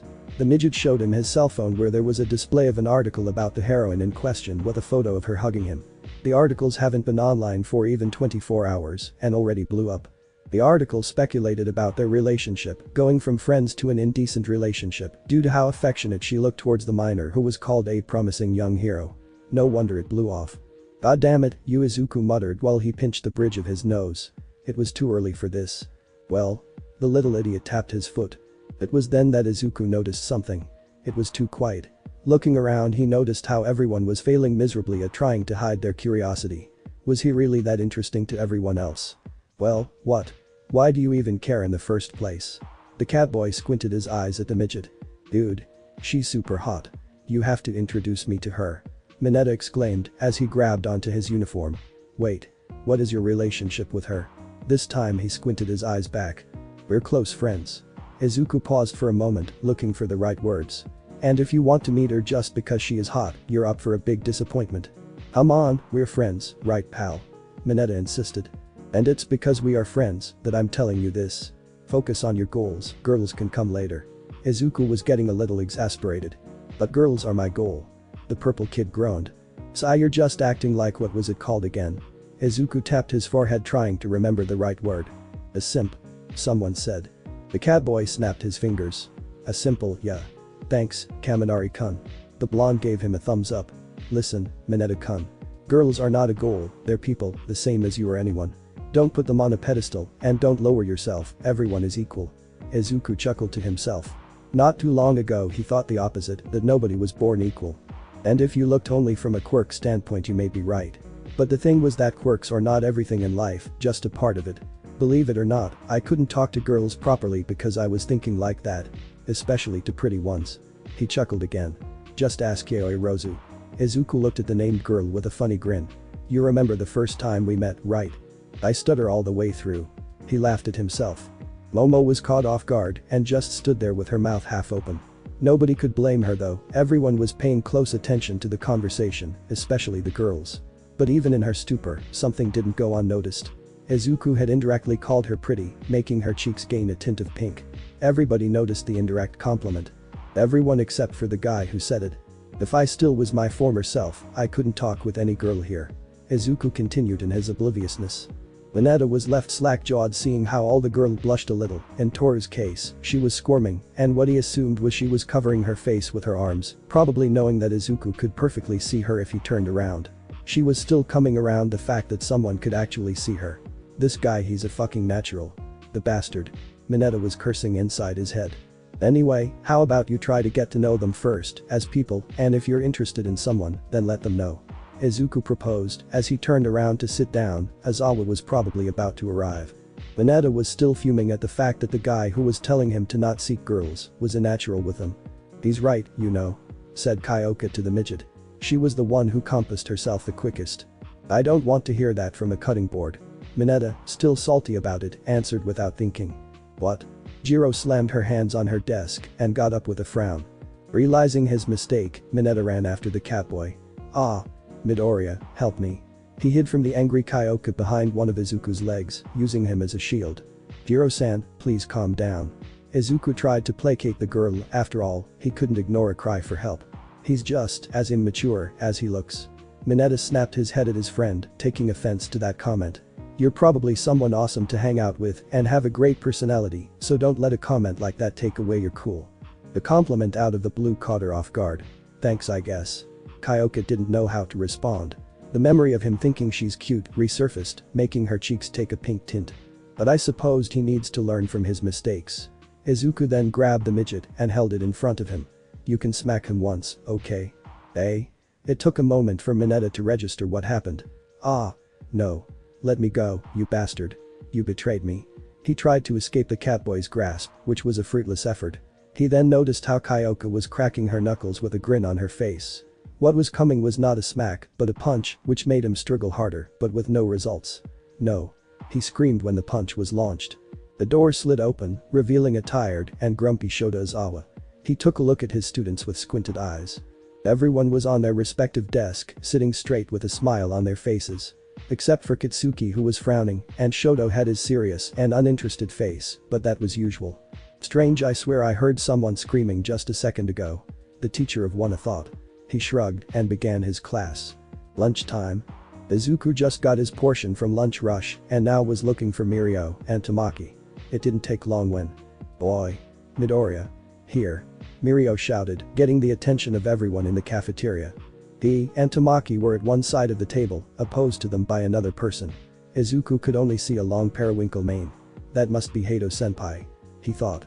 The catboy approached them. Tagada-senpai, Amijiki-senpai. He greeted and then glanced at the girl. Said girl decided to look at the other side. Is she ignoring me? The two male upper classmates looked at each other in confusion, they knew how she usually acted, so this was strange for them. Anyway, sit down, Midoriya. Mirio offered. There was plenty of space to sit down, it was only 3 after all. So, he did, next to the girl. When he did that, they heard a squeal coming from said girl, who immediately looked at him with the biggest smile he had seen. It worked. She exclaimed in excitement. The 3 males were at a loss. What worked? Takami asked. I read on the internet that if you ignore a cat, they get curious about you and will approach you on their own accord. She explained. Then it clicked, it was about his quirk. Tamaki and Mirio relaxed knowing it was still her. Izuku not so much. Wait, it's that true? Well, we deserved attention like the fantastic being we are, Nico responded with pride. So, what's your quirk name? What can you actually do? It's only domestic cats or maybe a tiger. Do you spit hairballs? Do you like to bathe or do you lick yourself clean? The girl, Hado, began to bombard him with questions about his quirk. Tamaki and Mirio got a little worried about Izuku. Najira always scared new people who didn't know her. They were going to make it slow for him, but they underestimated their friend. They saw Izuku a little lost. Mirio was going to intervene, but he never got the chance. My name is Izuku Midoriya, nice to meet you. My quirk is called feline, and I can do everything the feline family can do, that includes domestic cats, tigers, lions, and everything else. I haven't spat a hairball yet because I don't clean myself with my tongue, thanks to the traits of other felines that like water. Izuku answered. Apparently, he was just processing the questions. What's your quirk, Hado-senpai? Name? Capabilities? Drawbacks? Najira was trembling with an even bigger smile if that was possible. Its name is wave motion. I can convert my vitality into energy and release it into a spiral shockwave. It's not that fast, and if my stamina runs out I'm left super tired. I can shout it from my hands and feet and it's super powerful. Izuku was paying his complete attention to her, nodding every now and then. Oh. And I'm Najira Hado. She beamed at him. If it's energy then can you augment your mobility, maybe even fly with the right application. Your control has to be precise to not waste it and tired yourself quickly. Midoriya said, talking more to himself than anyone else. Najira grabbed him by the shoulders. Yes. I can do all of that. How did you get it? Midoriya is very good with quirks, he figured mine by only sparring with me, Mirio answered, glad that they were getting along. He already knew they would, but it was a relief seeing it. The quartet didn't notice they had gathered quite the attention. Why is Midoriya with such a hot girl? That's unfair. Mineta was raging, seeing it from the distance, he was with some of his classmates. Those are upper classmates, right? Momo inquired. Yes, Tagada is the blonde, and Amajiki is the one with black hair. They are in their third year. We're friends. Kirishima responded with a smile. The girl I don't know, maybe a friend of theirs. How do you know them? Mina asked. Tagada-senpai is very friendly and manly. Izuku and I ran into him and we just became friends. He introduced us to Amajiki-senpai. He has a chicken heart but it's super strong when he tries. I've spared him, he's also very manly on the inside. Kirishima finished with a smirk as he clenched his fist. They weren't the only ones talking about the quartet. The other third years were also talking to each other. Isn't that the Midoriya guy? The very promising one? One asked his classmates. Yeah. The answer came. What's he doing with the three losers? Don't know. Maybe they're his fans. They laughed, but those comments didn't go unheard. That wasn't very nice. Izuku frowned. He was about to get up and go talk to those who were making fun of Mirio, Tamaki, and Najira. However, he was pulled back down by Najira herself. A tender smile on her face. Let them be, Midoriya. She said, her demeanor was calmer than before. But he tried to protest. We'll show them at the next sports festival. Don't worry about it. Mirio spoke this time. He was behaving like Najira. Tamaki just nodded. Izuku smiled. I see, then please do. Have you noticed that your ears twitch when you get upset? A random question came from Hado. They do. He didn't know that. She nodded with a childish smile. It's super cute. His face began to heat up. Aha. Najira squealed, then she grabbed him and pulled him into a hug with his face against her chest. She began to pat his head. He's also bad with compliments. Mirio, Tamaki, can I keep it? The two sweat dropped it. This was the first time they saw her like this. It was also the first time she had met someone who could keep up with her and got upset on her and her friend's behalf. I already called dibs on him. Came a random feminine shout in the cafeteria, making everyone look around. Izuku knew that voice though. Oh, God. Nobody noticed Kendo covering Satsuna's mouth. Mineta was crying tears of blood due to his jealousy. After lunch, everyone was back at their classroom. 1A was waiting for All Might to arrive and start the class of heroics. The teacher who arrived was Izawa. Today you'll be supervised by me, All Might, and somebody else. Unfortunately, the principal decided to change it a little bit. Izawa muttered the last part. What are we doing? Shiro asked with his hand raised. Be the hero everyone needs, whether it's a flood or any other disaster, it's the trial of rescue. Eraser showed them the card and everyone began to talk with each other. Don't get ahead of yourselves. He startled them. It's up to you all if you used your customs or not, some of them may not be fit for the task after all. The training area is fairly far so we'll go by bus. Now get ready. When Class 1A arrived at the bus, they noticed Class 1B doing the same. Eraserhead and Vlad King stood together. Izawa spoke. From today onwards it was decided that Class 1A and 1B are going to attend the class of heroics together. Sekijiro finished. all the students were surprised. This will help all of you grow stronger, be rivalry or friendship, we hope you helped each other along the way. You have 10 minutes to get acquainted with the other class, then we'll depart. Aizawa finished. A millisecond later. Izuku. Something crashed against said catboy at Mach speed, knocking him down. When everyone looked at him, they saw a girl in a blue scaly bodysuit on top of him, rubbing her face against his right cheek. Yes, how I missed this, I'm recharging now. The girl said. There's another one, Mineta screamed inside his head. Satsuna, please not in front of everyone. Izuku pleaded. Nah. Don't care. She ignored it. They were now the center of attention. Class 1A was looking at him with different kinds of reactions. The girl felt weird just like in lunch. After that senpai kept you all to herself, now it's my turn, Satsuna said. Deijuzo, please. He tried looking for help as he sat up. Said guy, who was now clad in orange armor, was approaching them. Then without warning, he began to pet Midoriya. The catboy was mortified. Not you too. Haminari and Siro began to laugh at him. Guys, that's enough. Kendo came as the voice of reason, taking her classmate off of him. She then helped him get up. Sai thanks. He was about to thank her when he felt a hand patting his head. Ah, you just wanted to do it yourself. Satsuna shouted. What? Itsuka looked at her, confused. Your hand. Juzo pointed out. The ginger looked back, finding her hand on the head of a Midoriya that was about to cry. Wah. I'm sorry. She took her hand away with a blush on her cheeks. I don't know what happened. I swear. Kendo grabbed her hand and frowned at it. Why did you betray me? Is this bullying? Sato whispered to Tokoyami. The bird head just shrugged. After that, the commotion began to die down and everyone began to know each other a little bit. Hey, Midoriya. Someone approached him from behind. Ah, how are you doing, Monoma-san? He greeted the blonde. Good, thanks for asking. He got quiet for a moment. So did you do it? Did I do what? Izuku tilted his head at the question. You said you were going to take both classes to take heroics at the same time, and here we are, Nito further explained. A smile appeared on his face. Yeah, I don't know what you're talking about. Midoriya denied it. The blonde just shrugged with a smirk on his face. Whatever. He wasn't entirely convinced, but he let the subject drop for the time being. When Monoma walked away to talk with someone else, Izuku's eyes landed on a floating mantle, so he approached it. Hagakure. The mantle twitched. Midoriya. Hi. She was startled. You don't have to cover yourself anymore. I can no longer see you. He said. You can't for some reason, she sounded in panic. Why? I asked a friend to modify my glasses so I can see like anyone else. He responded, pointing at said glasses of his costume. Now that I think about it, Mei was too eager to do it and a little angry while doing it too. Was it a bad day for her? He saw Nico facepalmed inside of his head for some reason. What? Mei is not a person who gets jealous, she just likes her babies too much. Oh, phew. She sounded relieved. So, you can't see me? Toru tried to confirm. Yeah, I figured this would be better for the both of us when we're attending heroics. He answered. A shame I can see your face though, Izuku said jokingly to lift the mood. Clouding gloves tried to cover an invisible face. She tried to cover her blush from him. Then she remembers he couldn't see her now. The poor girl didn't know what to do anymore.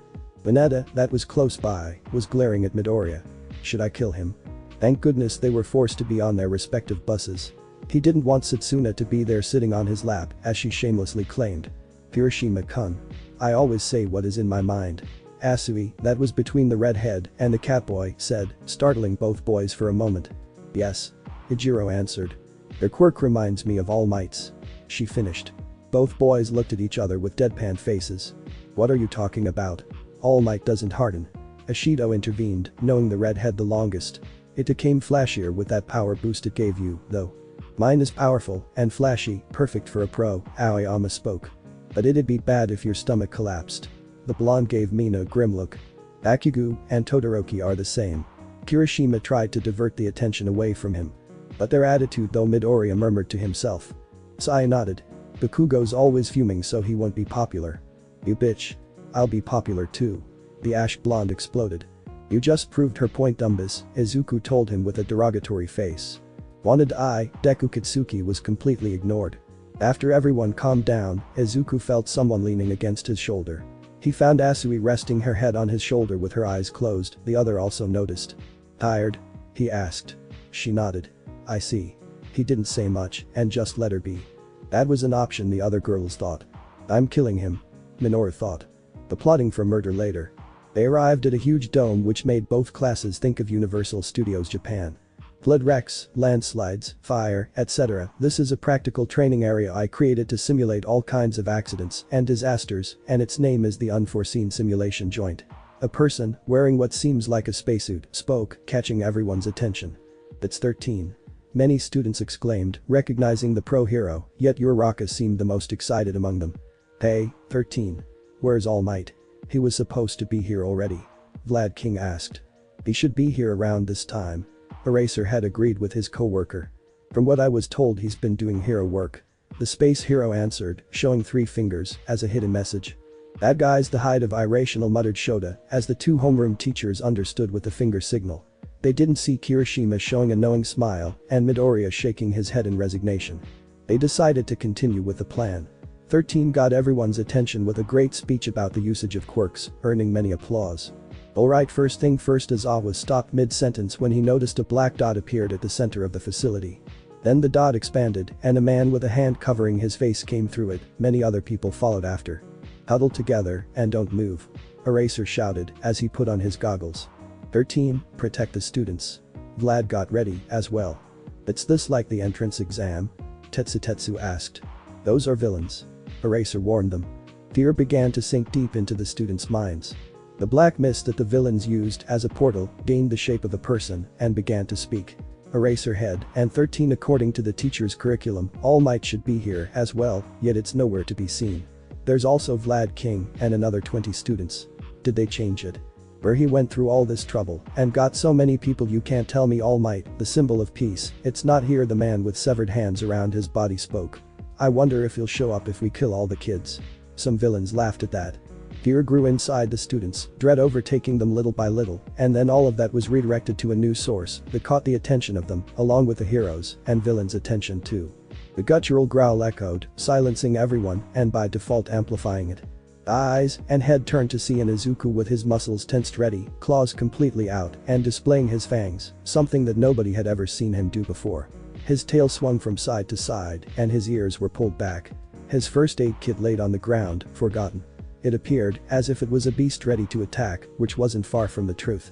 Those words sound so casual, talking about killing everyone like if it was the weather, especially people precious to him. It put him on edge immediately. The growl came again. "Try it and you'll lose a real hand for that." He didn't register what he said, he was too focused on the threat. Every student had their eyes wide in shock, even Bakugo and Todoroki. Everyone knew the catboy, some better than others, but still. Seeing the calm, friendly, and smiley Izuku looking the complete opposite was scary, even for Kirishima, who was the closest person there. He had never seen his brother like this. One of the most confused individuals among the students was Jiroda Shishida of Class B. He had never talked with Izuku Midoriya before and only heard about him from some of his classmates. However, when he saw the catboy for the first time when they were going to take the buses to get here, a strange feeling overtook him. Midoriya felt like a superior to him, someone he should respect, and that was just from the first glance. And now he felt like he had 2 options: back up Midoriya if he jumped into action, or make himself so small that Midoriya wouldn't notice him. Did this have to do something with his quirk? Beast. Eraser and Vlad were a little more controlled with their reactions. They both reached the same conclusion. This was the threat that required the attention of all 0-pointers in the entrance exam. They got ready to take down the student if it showed to be a problem. The villains weren't faring better either. Many of them were nervous watching the boy. Then they heard another growl, much quieter, and it didn't come from the boy. The man with the hands around his body looked to his side, seeing the huge villain with the exposed brain growl in the direction of the boy. "Gurigiri, what's happening with Nomu?" the man asked. "I do not know," Tamura Shigaraki. The man who was covered by black mist, as his name implied, responded. This was not a behavior the villain Nomu had. He didn't handle any behavior, to begin with. Nobody knew what to do, everyone felt afraid of Izuku. Those who had interacted with him the most at least knew something. They didn't want to see him like this. Midoriya, Deku-kun, Aizu. Many broke the suffocating silence, and the growls stopped. Izuku froze in place, then his head turned slowly to look at his fellow students. They couldn't see his eyes due to his dark glasses, but they felt they were as wide in shock as theirs. He then looked at his hands for a second. "Did I want to sink my teeth in their neck?" He heard short gasps and looked back at the students, some of whom were covering their mouths. "I said that out loud, didn't I?" He didn't need an answer for that. He really wanted to laugh right now. Wasn't it funny? He thought of harming and probably killing people just after 13 gave an amazing speech of how their quirks are made to save people. Oh, how he wished he could laugh right now, but that'll just make things worse. Sorry, you saw me like that. Yet he clenched his fist just enough to not bleed and frowned. But I won't take back what I said. He spoke louder so the villains could hear him. So, use your quirk, Kirigiri-san. That caught their attention, for it meant he heard them. And take everyone back to where you came from before I make you regret ever thinking of coming here. What he said wasn't a threat, but a promise. His words brought some sort of stalemate, as Kurogiri understood that his quirk had been figured out. Who's that brat, Kurogiri? I feel I have seen him before. Tamura asked his lackey. Izuku Midoriya, a kid who has been gaining popularity due to his involvement in multiple incidents where he acted heroically. People and heroes like him, that's why he has gotten scot-free after he broke the law. He seemed, as an uprising, to promise to become a hero. Kurogiri answered the best he could. And we definitely have to kill him. Shigaraki gave a wicked grin. That will show everyone how those expectations people have can be easily broken, just like it'll happen today with All Might. He looked at the catboy to see his reaction. He wanted to see him scared. Yet he never got the satisfaction, as Midoriya was already ignoring him and showing more interest in the building that imprisoned all of them. 13. Evacuate the students and try to contact the school. There's a chance there's an electro-wave type guy who's interfering with the alarms. Eraser said, walking to the stairs. We'll buy you as much time as we can. Vlad King walked behind him. However, before they could jump into action, both were grabbed by the hand. They looked back to find Midoriya holding them tight. Are you seriously going to leave everyone when there's a guy who can literally teleport behind us in the blink of an eye? At the blink of your eye. It was clear he was talking to Eraser. The two pros analyzed his words and had to give a point to the student. Sigh, I can't believe I'm going to ask this, but do you have a plan, Midoriya? How many quirks can you erase at the same time from here? Izuku answered with a question. Not all of them. At least Kurogiri. Izawa nodded.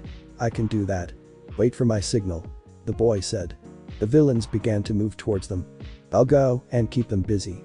Vlad King began to walk towards the stairs. As I said, I'll give you enough time. This time Izuku didn't stop him, he knew it was necessary. Sekijiro then ran down as Izuku walked back to the group of students. All right, firing squad. Here we go. A villain shouted. Should I erase their quirks? Shoda pondered for a second, but his priority was Kurogiri. Besides, Vlad wasn't a pushover. When the projectiles were shot, they were met with a blood wall. Vlad didn't stop for a single second, getting to them faster than they expected. You will all pay. Kansas spoke calmly when in reality he was pissed beyond belief. His hands grasped the head of two villains, while blood poured out of the back of his palms, wrapping around the rest of the firing squad. In a second their heads were slammed against each other, knocking them down. You dare to scare my precious students. I hope you don't expect any mercy from me. He walked slowly towards the rest of the villains, menacingly. The defeated villains were left behind, forgotten like pieces of trash. Back when Vlad King was just descending the stairs, Izuku approached the rest of the students. Ida-kun. The vice rep was startled. I want to ask a favor from you. I'll do what I can, Tenya answered, still a little bit shaken from all that had happened. Many others were the same. When I give you the signal, I want you to run as fast as you can back to the UA and call reinforcements. Izuku spoke. Students around him understood his reasoning. I can't leave. Iida tried to protest, but a hand clasped itself around his helmet and pulled him down. It was Izuku who did it, surprising everyone with how harsh the action was. Do not shout. We don't want the villains to hear what we're planning. His voice was colder than usual. But you can also. Tenya tried to protest again, this time in a quieter voice, yet he was cut off again. I know I'm as fast as you, but I can't maintain that velocity for as long as you can. Please, I'm counting on you. Izuku smiled with the last part, reassuring the conflicted speedster. I'll do my best, Iida answered with a confident nod. There may also be villains outside, so he looked around. There's anyone in Class B who can keep a high velocity? Someone stepped up. Jiroda made himself known. My name is Jiroda Shishida. With my quirk, Beast. It allows me to transform and enhance my physical capabilities, speed and stamina being among them. Thanks, can you carry someone while you're transformed? On my back, yes, I can. The hairy boy nodded. Then, someone with a versatile range quirk. He asked around again. A blonde girl with long horns answered. I am Pony Tsunatori. The girl introduced herself, an English accent in her voice. Pony tried and failed to explain her quirk due to mixing English and Japanese. Many looked at themselves in confusion, making the girl deflate and blush in embarrassment. You can shoot your horns, and a new pair will regrow almost immediately. And you can also remotely control them. That's awesome and perfect for the job. Izuku summarized. Wait, he understood that was everyone's thought. The thing was that, as long as the subject was a quirk, Izuku would be able to understand it to some level. Pony's face lit up like a flare, it was almost blinding how she beamed at him like a little kid would smile at his favorite thing in the world. Pony was downright adorable. Why do I want to pet her? Is this how everyone feels about me? Midoriya wondered for a second. You two are going to be Iida's backup in case there are villains outside. We fight them? Jiroda nodded. Yeah. Like DBZ, yes. Pony punched the air, showing her excitement. No. Izuku denied. You keep running, if anyone tries to get in your way, Tsunatori-sen will push them out of your way with her horns. Oh, wow. Pony exclaimed in surprise. The trio then nodded, it was a sound plan. However, your safety comes first. If you cannot make it then forget about it please, stay safe. Izuku bowed to them at the end. They were going to say that he shouldn't bow or that they would make it no matter what, but now was not the time for that. What do the rest of us do? Momo, as the representative of 1A spoke. We want to help too. Kendo did the same. For now they waited for their roles. Take a deep breath and calm down. That surprised them. I know that this situation must be scary, but don't fear, a dumb smile appearing on his face. For I am here. That cheesy line taken from the symbol of peace was stupid, but it did its work to ease their worries. The teachers are pros too, and if all of you made it to heroics, then I'm sure you can take some nobodies that called themselves villains. That gave them confidence. However, we're not engaging them in a fight, we'll escape behind them. He pointed at the first 3 students. They're a backup plan in case something goes wrong, understood? Everyone nodded. Who put you in charge, Deku? Katsuki growled at him in defiance. You don't have to follow me, Bakugo. Izuku turned his head, looking at his childhood friend with a stoic face. But if you or your actions put someone in danger, I will knock you down and carry your body out. You wanna? Katsuki lost his temper, but before he could yell more, a hand clasped over his mouth, with a grip strong enough to make him grunt in pain. The hand belonged to Izuku, who moved close to him before Katsuki could react. He gave him 3 simple words that shut him down. Don't test me. It was made clear that Midoriya could not be messed with. He didn't want to waste the precious time Vlad King was getting them, especially not with Bakugo. Bro Kirishima intervened, worried about how Izuku was acting and a little bit for Bakugo's well-being. The catboy released his grasp. Be ready for anything. He told his red brother over his shoulder. Same for you, Bakugo, though I don't think I need to tell you that. The ash blonde rubbed his mouth and jaw with a hand trying to lessen the pain. Fuck off, he muttered, knowing better than to raise his voice again. Fucking Deku, when did he get this strong? Taking that as confirmation, Izuku moved to the last person he needed to talk to. 13. Yes, Midoriya. Do you need my help with anything? The space hero asked. Would you mind tearing apart the doors open with your quirk? There's a chance they may not be working or there is a barricade outside. Your quirk would be the easiest to deal with something like that. It was a difficult thing to ask because the space hero was the one who built the place. And 13 easily caught on to this. Don't worry, Midoriya, I'd bring this whole place to ruin if it means all of you get to be safe. The catboy smiled at a response. Truly the answer of a hero. Thanks, when I signal to Eraserhead you do your part. The pro hero nodded and walked to take their position. Looking around, Izuku saw everyone getting ready. He took a deep breath and shouted the simple signal. Now. Eraser's eyes shone behind his goggles, focusing his gaze on the villain known as Kurogiri, catching the villains off guard. Black hole. 13 shouted, opening the segment on each finger of the spacesuit. The doors of the USJ were banished in mere seconds. You 3, go now. Izuku shouted again. Ida didn't wait for a second call, speeding directly at the destroyed doors. Hiroda activated his quirk as Pony jumped on his now huge back and then they were gone behind Ida. Izuku knew the possibility of villains outside waiting for them was slim, but it was not zero. He knew better than to leave things to dumb luck. The catboy turned around to face the villains that were still dumbfounded in their places, and with a shit-eating grin plastered on his face, he said. You wanted to meet All Might? Then wait for him to arrive along with every single hero in the UA. The man with hands over his body known as Shigaraki began to scratch his neck in exasperation. So annoying, so annoying, so annoying. I seriously want to kill him now. He spared a glance to Eraser. The pro hero had his quirk focused on Kurogiri. We should take our leave, Tamura Shigaraki, Kurogiri suggested. Tamura glanced at the behemoth at his side. No. We have the means to kill All Might. And we can escape whenever we want, as long as we take down Eraser. A creepy grin spread behind the hand covering his face. You know what to do, Kurogiri. The black mist nodded. Meanwhile, the students were already heading to the exit under 13 surveillance. It was about that time when Eraser came to his limit and closed his eyes. Then it happened. I'm afraid I cannot allow anyone else to leave. Kurogiri appeared on their way. This may be impromptus, but we are the League of Villains. Like Midoriya said, at the blink of my eyes. Eraser thought for a moment as he turned around to stop whatever the villain was planning. However, just a few inches away from his face was a hand coming out of a portal created by the mentioned villain. So, out of pure reaction Eraser moved backward, falling at the stairs at his back. Either way, it was better than to find out what that hand was going to do to him. His only regret was that he left the students, he just had to trust 13 with them. DSK. Shigaraki clicked his tongue at the failed attempt of killing the pro. It's unfortunate that Mr. All Might is not present. Was he not meant to be in attendance at this juncture?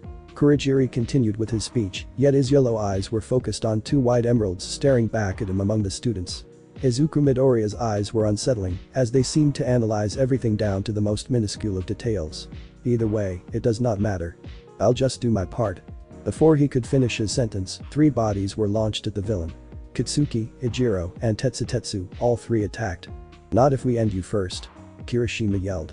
They went through the villain. Bet you didn't see that coming. Tetsutetsu spoke. Yet Kurogiri reformed completely without a scratch, looking as if their endeavor was meaningless. That was close, said the villain. Nobody noticed Izuku's ears twitching. Yes, students though you may be, you're still the best of the best. That back the 3 of you. 13 yelled as she prepared to use her quirk. However, it was too late as the villain expanded his mist to engulf them, making everyone go quiet in panic. It was perfect for everyone to listen to. He still has a main body that can be hit. It was hard to see in the darkness, but that voice was unmistakable. And, as the voice yelled, some students found themselves being pushed out of the mist. He wouldn't have said it was close otherwise. The voice continued, and more students found themselves being pushed away. But be careful when you attack him. He can redirect your attack at yourself or your allies. The people that were still inside the mist were about to be transported to another location. To everyone else. Do your best. And then they are gone.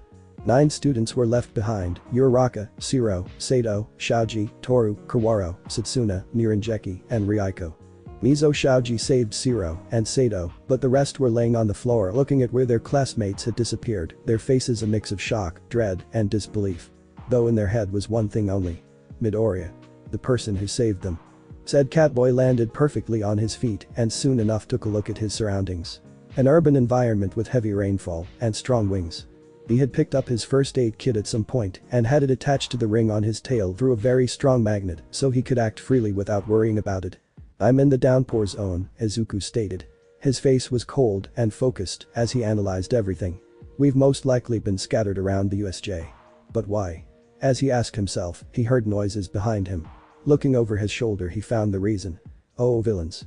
There were a considerable amount of them. Sweat, we get to kill the famous kid. One of the villains commented. Yet Midoriya didn't seem like he was paying them attention. He was focused on listening to something. It was quite hard to do so with the downpour. He's frozen in fear. So pathetic. Another villain made fun, making others laugh. Kill him. Another roared, and they charged. However, they came to a stop when their target was nowhere to be found. It was the first villain who talked that felt it. Something touched the top of his head. It's not like anyone saw it, but Izuku used the head of the villain as a platform to jump in a certain direction. The only thing the villain saw was one of their partners suddenly kissing the ground and getting knocked out. In midair, Midoriya's eyes spotted 2 figures surrounded by villains. Geez. This stupid downpour doesn't let me use my acid how I want. Exclaimed Mina with her back against her partners, with her fist on guard. We're surrounded. The only way out is beating them. Mashiro took his stance, his tail ready. The villains around them chuckled. You know, the girl is pretty cute. One villain commented while looking at Ishido. Some female villains among them stared daggers at them knowing where they were going. Maybe we could have some fun with her before the villain could finish. He was crushed against the ground under an impassive Midoriya. And in a matter of a second 3 more villains around him went flying, already unconscious. Midoriya. The 2 students shouted happily at the sight of their classmate. Without sparing them any words, the catboy moved to their position quickly. Confidence returned to the 2 students as they prepared to fight. Yet Mina squealed when she felt being carried bridal style. Ijiro, on my back now. Midoriya yelled. The teen with the thick tail was stunned for a moment, then he complied, getting on the feline's back. Then like a bullet, Midoriya moved, pulling the same move as before and using an unsuspected villain's head as a platform to escape the ring of villains surrounding them. He escaped through the streets without looking back to see if he was being chased, making a beeline for an alleyway. Hold tight. He warned them before he began to jump from wall to wall. It wasn't enough of a warning, as both classmates began to scream. They made it quickly to the 8th floor where they entered through a window. Guys, it's okay now. I stopped, Izuku spoke with a deadpan face as he was being hugged tightly by his 2 classmates who had their eyes closed and held him for dear life. Of course, they were still screaming. They both snapped their eyes open, noticing they were safe now. They soon found consolation in the solid ground. I thought I was going to die, Mashira said while holding his heart. Too scary. I prefer fighting the villains, Mina spoke while laying on the floor with her behinds up in the air. Her left cheek kissing the floor. Don't do that again, Midori. She snapped at her savior with renewed energy. She said eloquently when she noticed the catboy walking to the window from where they entered. Where are you going, Midori? She asked, a little scared. Was he abandoning them? You're not the only ones here, Izuku answered without looking back. Stay here, okay? He climbed the window frame, then he gave them a tranquil smile over his shoulder. I'll be back in a sec. Then he was gone. Izuku moved through the top of the buildings with ease, and soon enough he found his targets, another duo. This time they were being chased by a mob of villains. He took something out of one of his pockets, a metal cylinder. Thanks for this, baby, May. As he said those words, he aimed the cylinder to the roof of the building he was currently on top of and pressed a button. The projectile shot by the cylinder pierced the roof, a metal cable connected both ends. It was a compact grappling hook. Without looking back, the catboy ran to the edge of the building. I don't remember testing this one. He thought out loud without stopping. I guess it's my turn to be the dad and see if it works. He jumped, not doubting for a second the work of his friend and trusting it with his life quite literally right now. It did its work flawlessly, preventing him from reaching the ground and leaving him hanging on an acceptable height for him. Pressing the same button made the grappling hook retract, landing harmlessly. Izuku grinned for a moment at another great success and then he took off. We should just turn around and fight them, yelled Kendo to her classmate. Are you out of your mind? There are too many. Let's just find a better place then we fight them. It was a reasonable proposal made by Monoma. But we can take them now.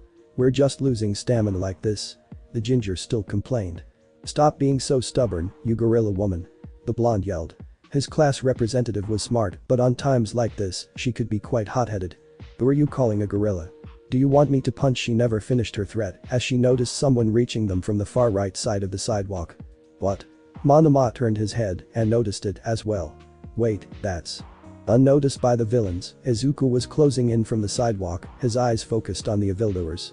When he was aligned with the first row of villains, he jumped to the wall and used it to take an impulse, cracking the wall in the process, and, as he flew at the villains, he swept with his right leg aiming at their feet. The first row tripped over. The villains behind them, caught off guard, trip on their colleagues, halting the chase. Not even sparing a glance at his handiwork, Izuku moved to his fellow students, taking one bridal style and the other in his back like before. Wait. Why am I the one being carried like this? Monoma asked in the catboy's arms. Shouldn't it be the other way around? Ah, sorry. You just look the more fragile out of you two. Izuku apologized as he ran away. Kendo smirked over his shoulder at her classmate, making Nito fumed. They soon arrived at the same alleyway. Hold tight. He did the same as before and entered the 8th floor. And just as before, the 2 students of Class B were screaming even though they had already arrived at their destination. Yet this time, Izuku was being choked by the strong embrace of Itsuka. Never mind the 2 soft things pressing on his back, he wanted to stay alive first. I gave up. He tapped her arms with his tail, unable to drop Monoma due to the blonde's hold. Realization washed over the 2 screaming students. Ah. I'm sorry. Kendo let go of him, allowing Izuku to gasp for air. But you should have given us more time to prepare. Yeah, we know how that feels. Kendo and Monoma turned their heads to see Mina and Mashira with pity on their faces. They could relate to the 2 students from Class 1B. Well, that makes everyone in the downpour zone. The quartet looked at Izuku. But that said, they focused on the task at hand. It seems we're still inside the USJ, Kendo spoke, taking the leadership of the situation. The rest are probably scattered around the different zones. Any ideas of what we should do now? Maybe fight the villains ourselves. Ejiro suggested. He still wasn't sure about that option, but with more people, it could be doable. We could also wait for the heroes to arrive. It shouldn't take long since we already sent people for them. Monoma came with a logical suggestion to minimize the risks. Mina spoke, bringing their attention to her. I want to help the others, they could be having it worse than us. It was a first for her two classmates to see her being so serious. Her face was resolute. Then the four turned to look at Midoriya. You choose, Midoriya. Regardless of what you pick, we will follow. Kendo finished, voicing what everyone else was thinking, as they nodded to that. Izuku looked at them with a little surprise, but then a tranquil smile broke his visage. Before all of that, first and foremost, how are all of you holding up? That question shook them, taking them by surprise. It broke their facade, they became grim and averted their gazes from him. I'm scared. Ashido was the only one to speak. I'm really scared, I don't know what is going on, and I don't know what would have happened if you didn't show up when you did. Her voice began to rise in volume as tears appeared in her eyes. And I'm more scared that I don't know if my friends are safe or not out there. It was clear by now that she was saying what the others were thinking. What if someone doesn't make it? She didn't finish, as she was pulled into a hug along with the other three. Regardless, they clung to him, hiding their faces and tears from him. He's their worries with a purr. As I said, everyone is strong, and these are third-rate villains. He comforted them to the best of his abilities. I'll make sure everyone is fine too. So, if you don't have faith in others, then at least have it in me. After all, I'm here. At that moment, Itsuka understood something. If she was considered the big sister of 1B, then Izuku was the big brother of 1A, and probably just became one for 1B, as well with her included. Now, I think Mina is right, we should help the others. He finally chose a course of action, though the hug hadn't been broken, he didn't mind either, he would indulge them, as much as they wanted. These guys came with the purpose to kill All Might. That means someone among them has to be at least as strong as him, as always. Sensei, Vlad Sensei, please be okay. He prayed for their safety. The four finally separated from him. Alright, what should we do? Ejiro asked, he along with the others were more calm now. And we just leave this zone without being noticed? Monoma, always with a logical answer, suggested. I mean, they don't know where we are, correct? Izuku nodded. But I would like to do something to prevent them from following us, it could create more problems if we let them be. The catboy turned his focus to the blonde in a tuxedo. Which brings me to inquire about something. Monoma-san, what is your quirk? I already know Kendo's and the quirks of all my classmates, but I haven't seen you use yours, and your hero costume leaves me at a loss. It could be anything. Nito began to laugh for some reason. You're right by saying it could be anything. The blonde smirk. Its name is Copy. Monoma noticed how Midoriya's eyes grew wide. I see. Izuku went into contemplation about it. Can he copy our quirk? Our quirk is basically my soul, Nico answered. So, no, unless I allow it. Nito thought Midoriya was trying to discern his quirk. Sorry to disappoint you, but my quirk is not as impressive as you may be thinking, Midoriya. I have to come into physical contact with the other person so I can copy their quirk. I can copy up to 3 quirk at a time, however, I can't use them simultaneously, furthermore, I can only maintain them for up to 5 minutes. As I said, it's not impressive. The blonde finished with a sigh and a shrug. What are you talking about? Izuku beamed at him while clasping the blonde's shoulders. It's an amazing quirk. Its usefulness is invaluable in any situation. Monoma was left speechless for a few seconds, as if something was washed all over his body. For some reason, he felt lighter, as his quirk has always been considered a half-ass quirk. Just imagine how many things you can do that others around you can't do.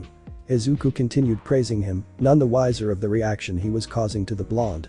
With each word that came from the catboy, a tint of pink spread through Nito's cheeks, until it was too much. Okay. I got it. He swatted both of Izuku's arms off his shoulders.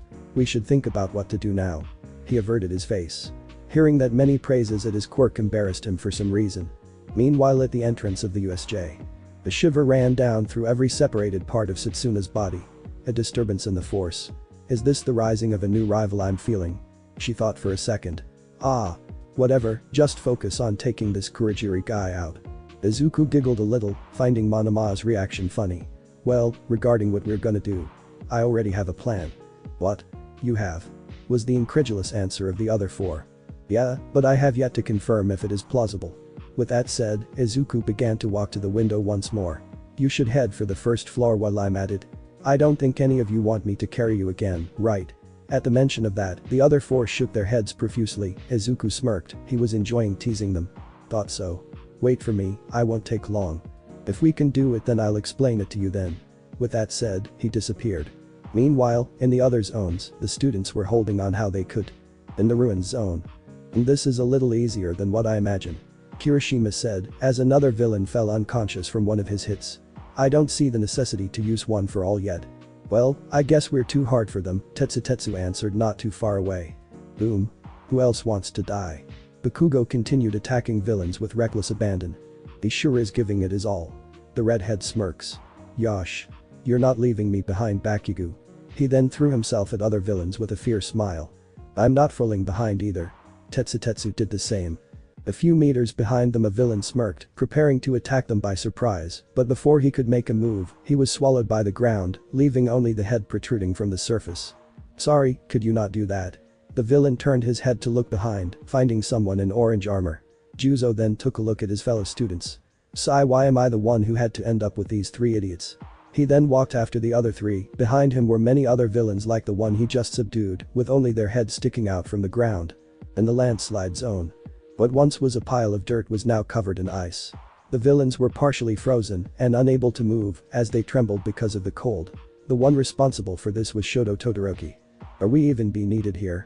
Kasei Tsuburaba, one of the students of Class 1B, asked his classmate. The brunette boy was hugging himself trying and failing to keep his body heat. We don't have an option. Senator Kubara answered. He was holding a little bit better than his friend by keeping his quirk activated to generate a little bit of heat.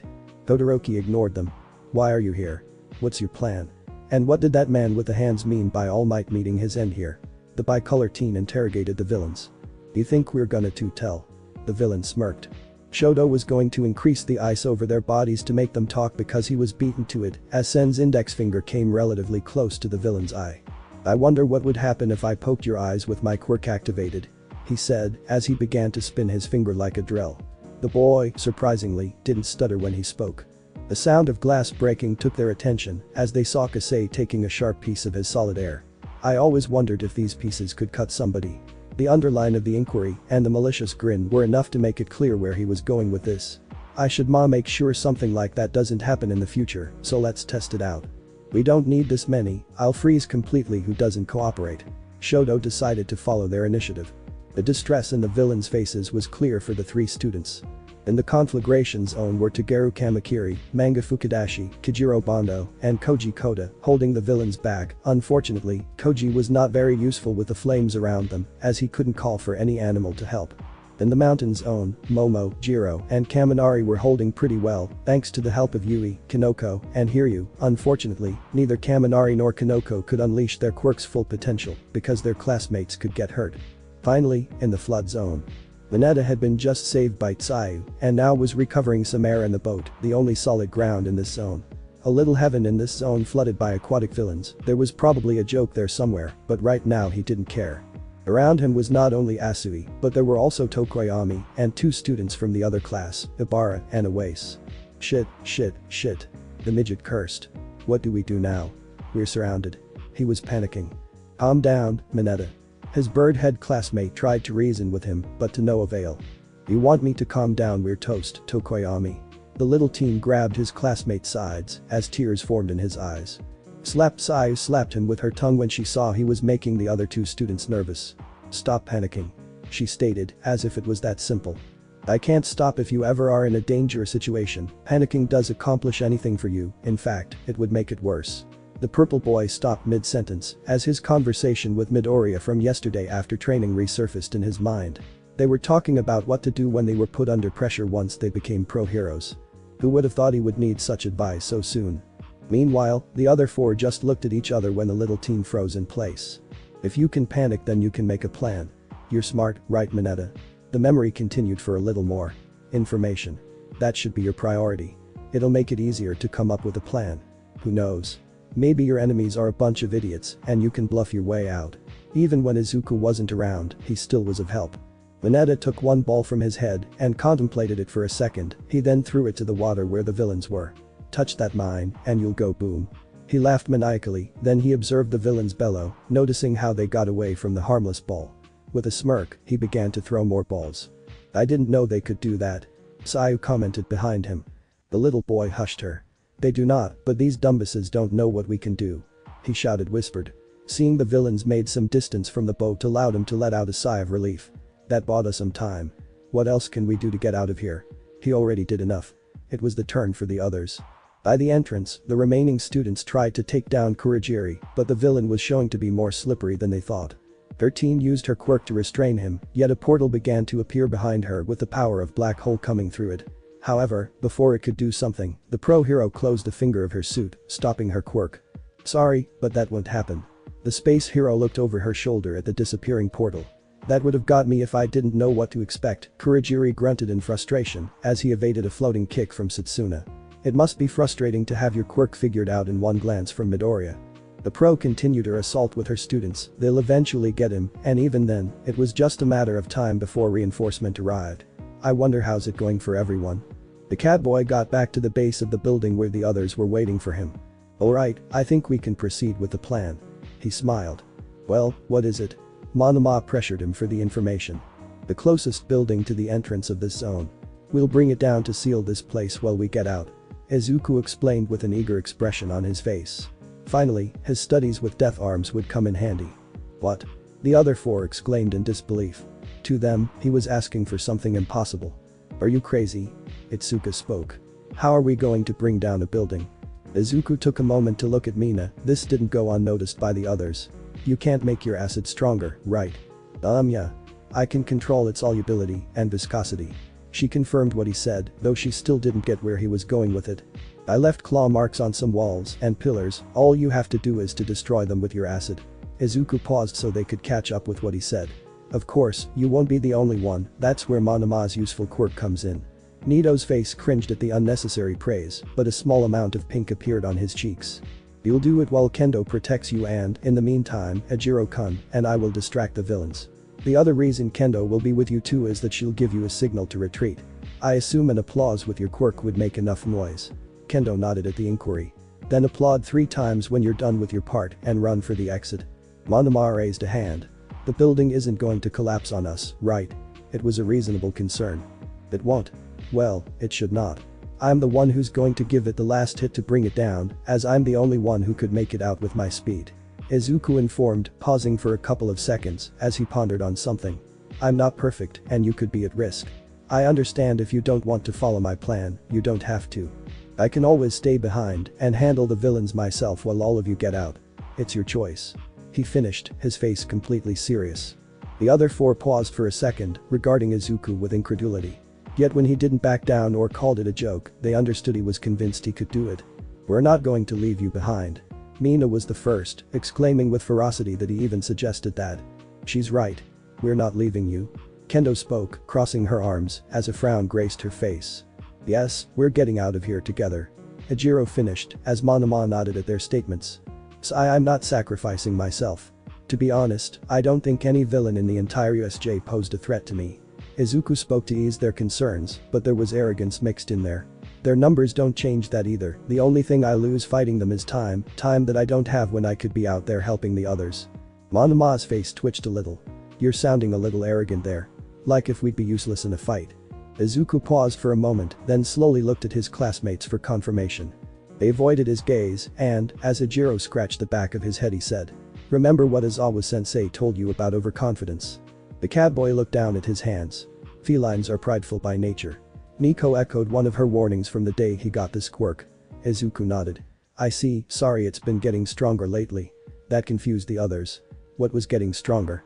However, he paid them no mind. Anyway, we're wasting time. What's going to be? I'll follow any of the 2 options. They wanted to say something, but he was right, they were wasting time with idle talking. One by one they decided to follow Izuku's plan of trapping the villains inside the zone with a building. As Kendo, Ashido, and Monoma went to do their job, it was Midoriya's and Ejiro's role to get the attention of the villains.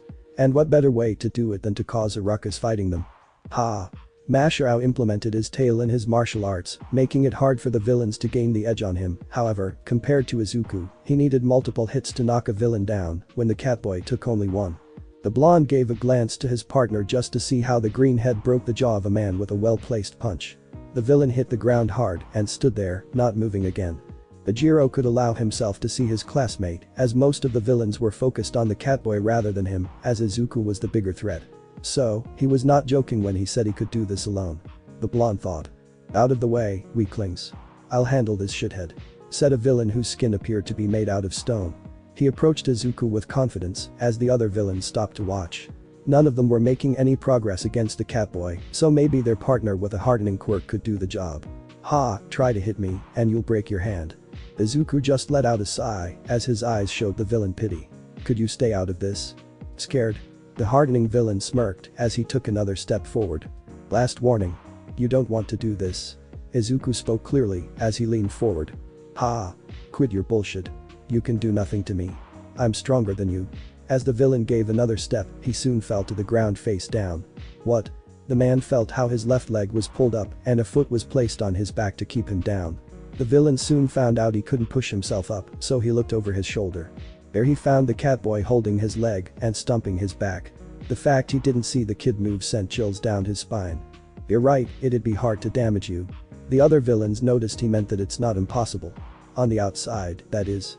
The hardened villain tried to push up again, but he didn't budge even a little. And you're absolutely right about something. Anything comes down to strength. The Catboy took a better hold of the leg as he looked at the villain dead in the eyes. So, tell me. Are you strong enough to stop me? The answer to that question was no.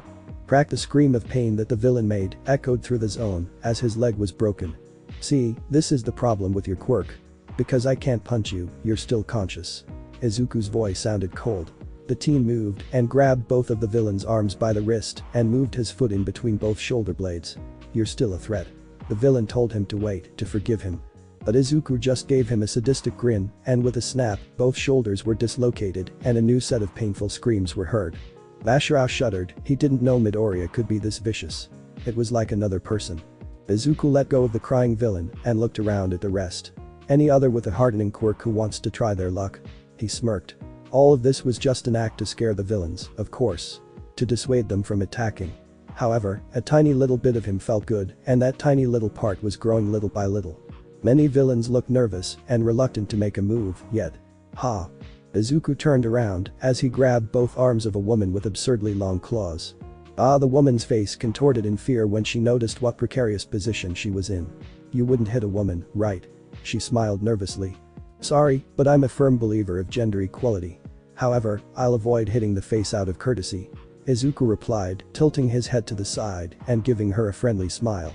The contrast between the expression and the words confused the woman. What? Ugh. The next thing she saw was a knee on her stomach as she fell unconscious. Izuku had his plate full with toga already, thank you very much. So, anyone else wants to try it out again? He dared them to attack, but it seems that his intimidation worked as nobody made a move. A moment later, a new villain fell on the ground unconscious while Izuku had his fist extended where the villain was a moment ago. They didn't even see him move and they looked shocked for some reason. Did you all think just because you won't attack, I wouldn't either? Izuku was about to punch another villain when he stopped and took a moment to look at the distance. He then crouched dodging a wide swing from a villain that he wasn't looking. Bajiro-kun, go now. I just heard the signal. Izuku shouted to his classmate. But what about you? The blonde parried a punch of a villain who then swatted it with his tail. Don't worry, I'll buy you time with my weapons. Izuku smiled cheerfully. Do you have weapons? Mashirao asked. He has weapons. Some villains were a little frightened. Yeah. Izuku jumped in the direction of his friend and landed behind two male villains that were rushing to Ijiro. The Catboy grabbed them both by a foot making them trip over, then he pulled them, holding them up by the leg. Now let me show you the power of dual wielding. The boy gave a ferocious grin. Seeing where his friend was going made Ijiro skeptical. Wait, you don't mean. Hopelessly, the blonde with the tail quirk watched as his friend dived back into the villains while swinging the two villains he was holding like flails. It was surreal. If Denki was here, he'd say something like, beat a Motherfucker with another Motherfucker. And Izuku was dual wielding it. Ijiro decided to run away from that madness when Izuku replaced the now two unconscious villains with two other unfortunate souls. He almost felt bad for the villains, almost. Ah, you're finally here, Ijiro. Mina was the first to greet him. The trio was now next to the exit of the zone, far away from the building that was their target. Where's Midori? Bashirao stopped for a moment, remembering what he left behind. He'll be here shortly. There was no way he would tell them what he saw, they wouldn't believe him. Well, whatever, Monoma spoke, crossing his arms and looking at the building. I would like to know how he knows how to bring a building down. Hendo nodded. Midoriya handed us everything on a silver plate. There were claw marks showing us the route we should follow and the pillars and walls we should destroy. The ginger stated. Where did he get that knowledge? He must be a terrorist. Mina jokes to brighten the mood, making the others laugh. Only Ejiro laughed awkwardly. After what he saw, he wouldn't put it past the catboy if it brought his enemies to despair. Midoriya was a scary dude, better not to get on his bad side. As they laughed a little bit more, they saw the catboy running on 4 legs and then entering the building through a window on the 2nd floor. "Well, there he goes," Mina commented. They also saw in the distance how a few villains were running to them. "Oh," she said, as she noticed more and more villains appeared in the distance. Strangely enough, there were only males. The rest of the female villains wisely decided to not chase the guy who was slathering them, figuratively speaking. It makes people wonder why men die earlier than women. Inside the building, Izuku arrived at his destination. A lone pillar, without it the building would collapse. The young man couldn't help but compare the pillar with All Might and the building with society. "I'll become a pillar as well," he said to no one in particular, it was more like an oath to himself. The catboy walked to the pillar and placed a hand over it. A smile spread on his face. "Thank you so much, Death Arms." He then clenched a fist and took a deep breath, then he punched. He did it with the right amount of force to crack the pillar. The cracks began to expand little by little. It would collapse on itself and with it, the building. Izuku had done it in a way different from a normal architect who normally would make the building collapse on itself to avoid damaging the surrounding structures. Izuku's way would make it collapse to the side, specifically to seal the entrance of the zone to trap the villains in it. So, after his job was done, he ran again on 4 legs, exiting through the window. Now outside he just had to run to his friends.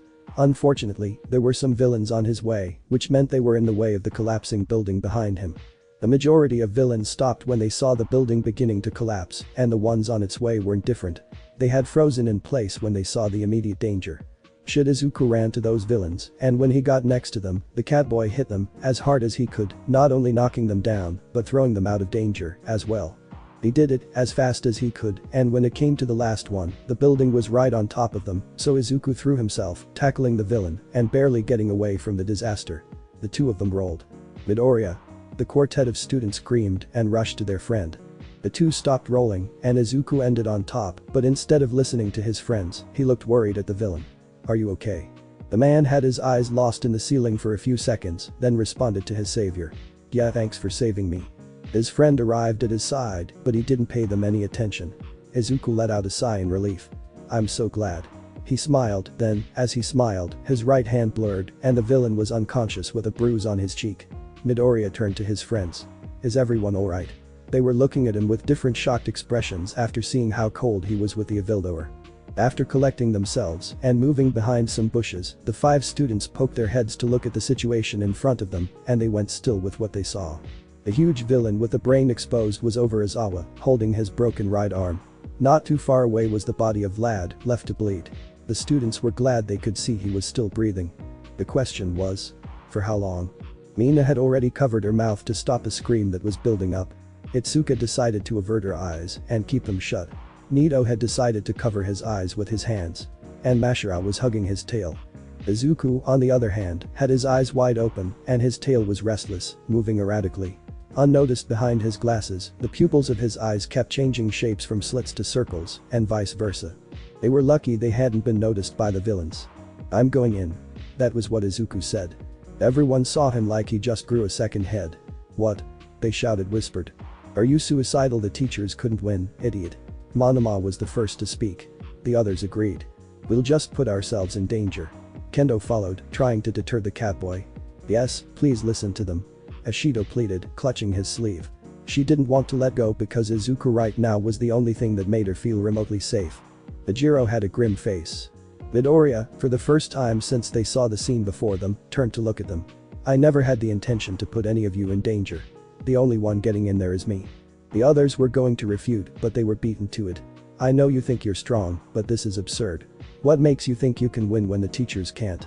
Ejiro stared at his tailed friend dead in the eyes. "I won't let them die if that's what all of you are asking me to do." The harshness of Izuku's words halted them on their tracks. "Besides, I wouldn't start a fight I cannot win." Arrogance spoke through his mouth again. They looked again at his teachers.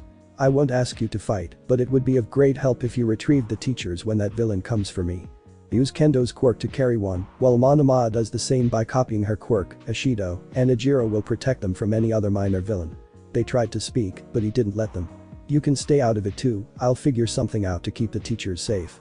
Before they could make a sound, Izuku was already gone. He had given them the same thing again, two impossible options where he would always take the biggest risk. For the quartet, it was frustrating. You can erase quirks, which is a respectable ability. Shigaraki talked with an arrogant tone, looking down at the main pro hero. But there's nothing to it at the end when faced against overwhelming might, you may be quirkless in that situation, blam. Before the leader of the villains could finish, he saw a shadow behind him, then he heard a thud. Looking over his shoulder, Shigaraki found Nomu's back, as the monstrous villain had blocked a punch from that catboy from before. The catboy looked surprised for a second, as his punch had done nothing to Nomu. In fact, he was surprised the huge villain had reacted to protect Shigaraki from his attack. The surprise didn't last long, as Izuku backed away a few meters. Was that a sneak attack? The villain asked, walking to Nomu's right side. I don't think heroes do that. Shigaraki wanted to get a reaction, but Izuku was just staring at Nomu, then his eyes turned to Tamura. Izuku Midoriya simply leaned a little forward, and Nomu moved quickly to stand before Shigaraki, startling the villain. When it came to the catboy, Nomu had started to act strangely. Why would he shield Tamura at the slight movement from this brat? The white-haired villain didn't have time to answer, as Nomu moved again, this time to stand behind him. Shigaraki soon noticed that the catboy had moved and was now a few meters away behind him. In the same direction where Vlad King and Eraserhead were. Izuku took a few steps forward and Nomu took some backward, shoving Shigaraki with him and shocking him even more. Why was Nomu behaving this way? He knew that his teacher had put an order in the modified villain and that was to keep him Tamura Shigaraki safe from any danger. Now, it was pretty obvious that the catboy was aiming for him, but to get such a response from Nomu, what did that mean? That this catboy was dangerous. And that leaving him alone with the brat meant he would lose. Was he outclassed? Another shove from Nomu came, and soon the head of the group of villains understood the brat's objective. Yet another shove came again. This brat shove, he was getting them away from the injured pro heroes. Izuku stopped when he was in between the villains and the pro heroes. Midori Eraserhead spoke with a weak voice. Get out of here. It's too dangerous. Izuku smiled, though he never took his eyes away from the villains. Thank you for worrying, but I can't do that. If I run and leave you both to die, how could I become a hero? The catboy turned his head in the direction of the other 4 students that were still hiding and let down his briefcase next to the teachers. As if his gaze was the trigger, the quartet sprang into action. With Kendo and Monoma expanding their hands and taking the 2 injured teachers while Amina and Mashirao stood guard. And then they ran away from the scene. Shigaraki looked helplessly at what was happening, so he decided to stop them somehow. Nomu, go kill. However, Izuku was already by their side, throwing a punch directed at him. Of course, Nomu had already moved to intercept it, receiving the impact in the abs. Yet, the attack didn't end there, as Izuku then punched the throat, liver, and kicked the right knee of the huge villain, then retreated to a safe distance to inspect his work. Even after all those hits that were enough to bring any person down, Nomu stood, as if he didn't even feel the impact of each hit. That didn't do any damage. I made sure to apply enough strength. Izuku thought, a little frustrated at how futile his effort looked. Shigaraki walked out from behind his meat shield. This is frustrating. He said, as he scratched his throat hysterically. But I think I get it. He pointed at Izuku. You're the hidden boss, right? That confused the catboy a little. I guess this was to be expected. We were aiming to kill the final boss with this raid. Of course, it wouldn't be so easy. When Izuku understood, he got a little mad. You think this is a game? A growl escaped his throat. Maybe I should really cut your hand so you can never play one again, and perhaps you learn to not play with human lives. Scary, SCARY, Shigaraki said sarcastically. Should a hero be talking about cutting people's hands? As long as you're not dead and the innocents are safe, I'll consider it a victory. The response from the team was immediate. You know, I also like fighting games, so let's see how you and Nomu go at it. But don't worry, he won't kill you. He'll restrain you so I can do the honors and make an example of what will happen to the symbol of peace. Shigaraki stretched his hands out, talking loud enough to be heard by anyone. The 4 students that carried the teachers had stopped not too far away to mount a defense against the other villains, keep an eye over Midoriya, and, if they could, to treat the injuries of their teachers with the first aid kit that Midoriya left them. Midoriya, please forgive us. Aizawa thought as he watched his student. Because we failed, now you're taking the burden. Hold on until the reinforcement arrives. Please don't die. So? Shigaraki continued. How about we start the first round? He asked with amusement in his voice. Can you even survive the first round? Because it starts now. In an instant, Nomu appeared behind Izuku with his hands ready to grab him. How to bring any person down. Death Arms looked at Izuku, who was panting for air on the clear sand of Dagaba Beach. Well, one of the most effective ways should be to aim here. The pro tapped his ears. They keep the balance in a person, so if you disturb it, then taking them down should be easy. You really pant, I know stuff, Izuku commented on. Well, when you're not the strongest, fastest, nor the most intelligent hero out there, you need to be resourceful. Death Arms smiled at him. Now get up, if you want to use it then you need to learn the proper technique. Izuku grinned, and without looking back, he brought both hands up and clapped both sides of Nomu's head, stunning him for a moment. Even though Nomu didn't have any visible ears, the fact he listens to Shigaraki meant he had to have them. Then a hand grabbed Nomu over his beak to then bring the villain over the catboy's shoulders and threw him on the floor face up, and without skipping a beat, Izuku brought his right leg up to then bring it down on Mom's stomach.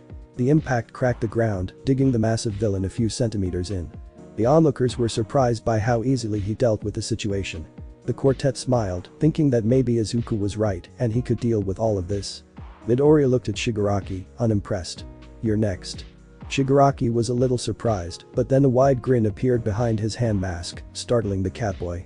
Then, like if nothing had happened, Nomu was already up attempting to grab them again. Shit. Izuku was able to move at the last second, escaping Nomu's grasp by the skin of his teeth, only losing the glasses that covered his eyes, revealing worried emerald eyes for anyone to see.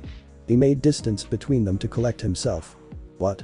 Impossible, I know I knocked him down." The teen thought, trying to figure out what he did wrong. Shigaraki's laughter was what he got. "It's useless. No matter what you do, you can't do anything to Nomu." He spoke in triumph. He was created to kill All Might. And his quirk, shock absorption, is perfect for that. Everyone looked shocked, realizing that it was indeed impossible for Midoriya to do any damage. The students sent a worried look at their friend. Instead of falling into despair, Izuku let out a sigh and calmed down. Thank God, villains these days have a big mouth. After a brief pause, Izuku made the first move this time. By the time he was next to Nomu, Izuku had his claws already out. "I'm sorry." He apologized in his head for what he was about to do. In the next second, the catboy was behind Nomu as multiple cuts appeared over the villain's body. A few were aimed at the tendons of his limbs, making the villain fall on the ground like a puppet whose strings had been cut out with blood pouring out of the injuries. The people around couldn't believe what they were seeing, it's surprise after surprise. Staying down, Izuku begged internally as he turned around to look at the huge villain. To his shock, he watched as Nomu got up slowly, with his body trembling. Every cut he'd made was closing, leaving the villain in perfect health by the end of it. Shigaraki laughed again. "I never said that was his only quirk, did I? With super regeneration, all of this was pointless from the beginning. You should look at your face, you look like a complete idiot." Izuku gritted his teeth. "They got him. Is there anything I can do?"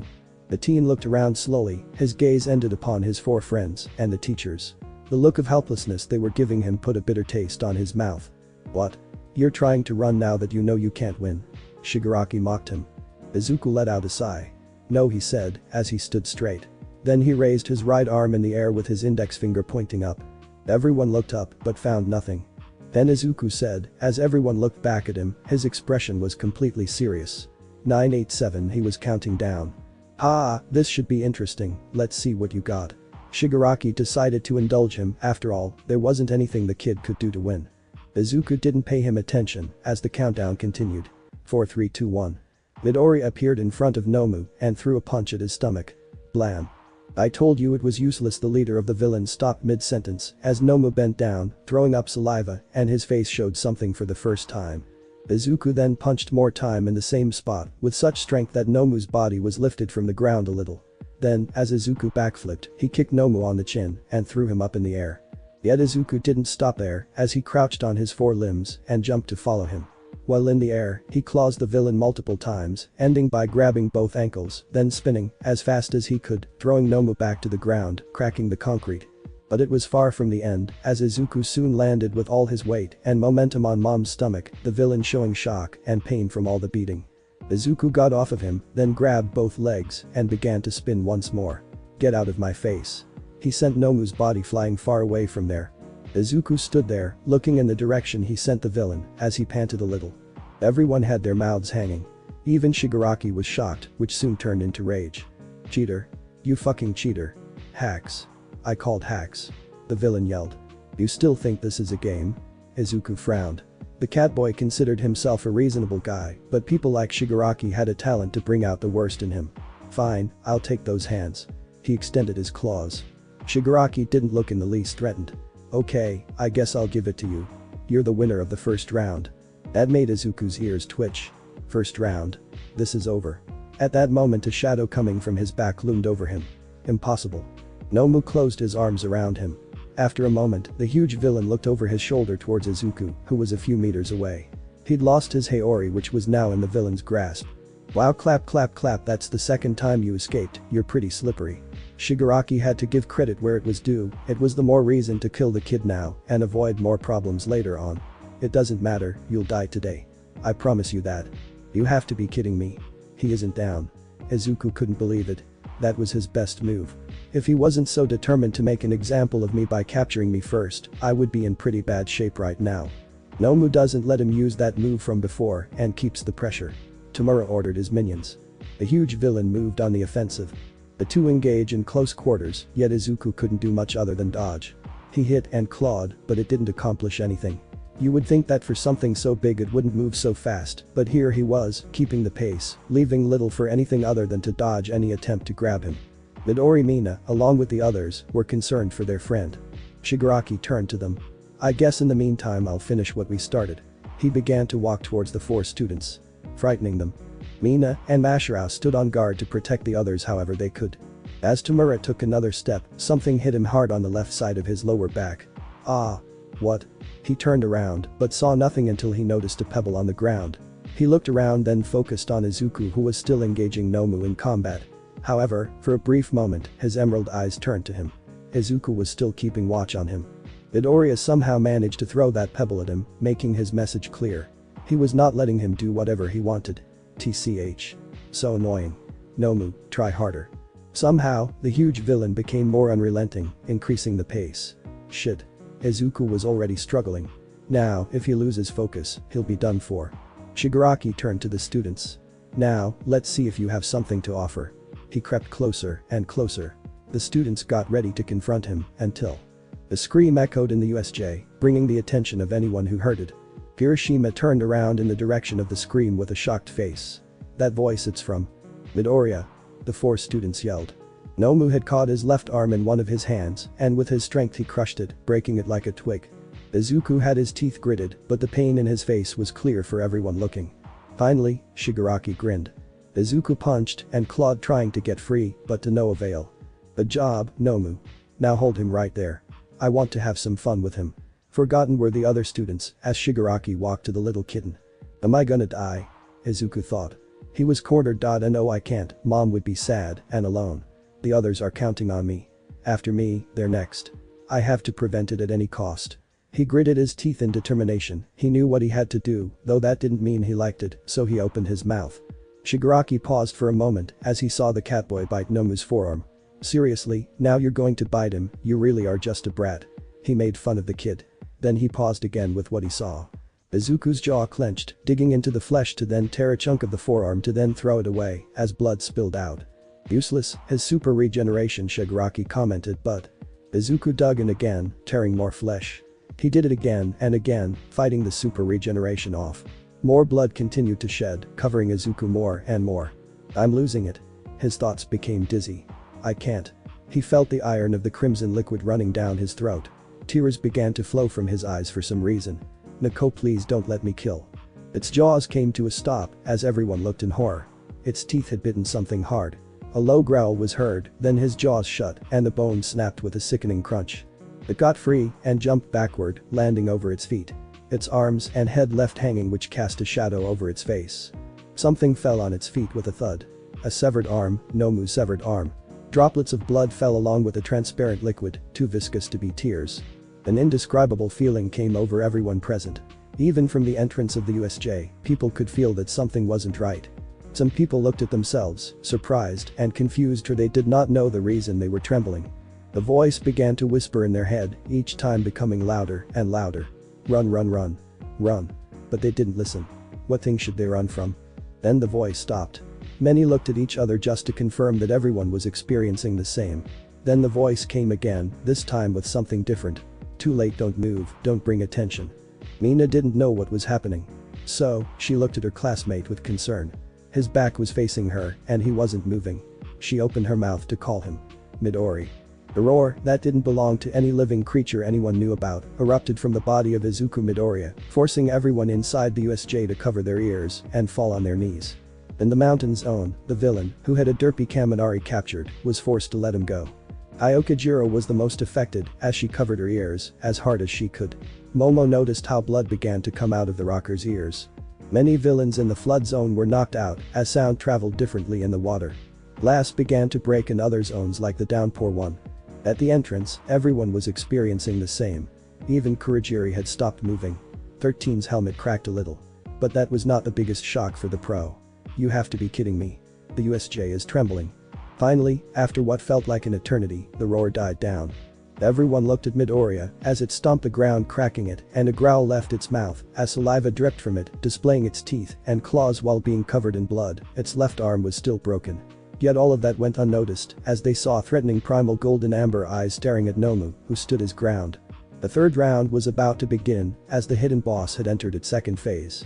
The roar had managed to bring Kaminari back to his senses. He looked in the distance in the direction of the center of the USJ. Hold up. Why do I hear boss music? The end. Thanks for watching my video and make sure to check out the author of this fanfic, link is in the description. See you next time, till then sayonara.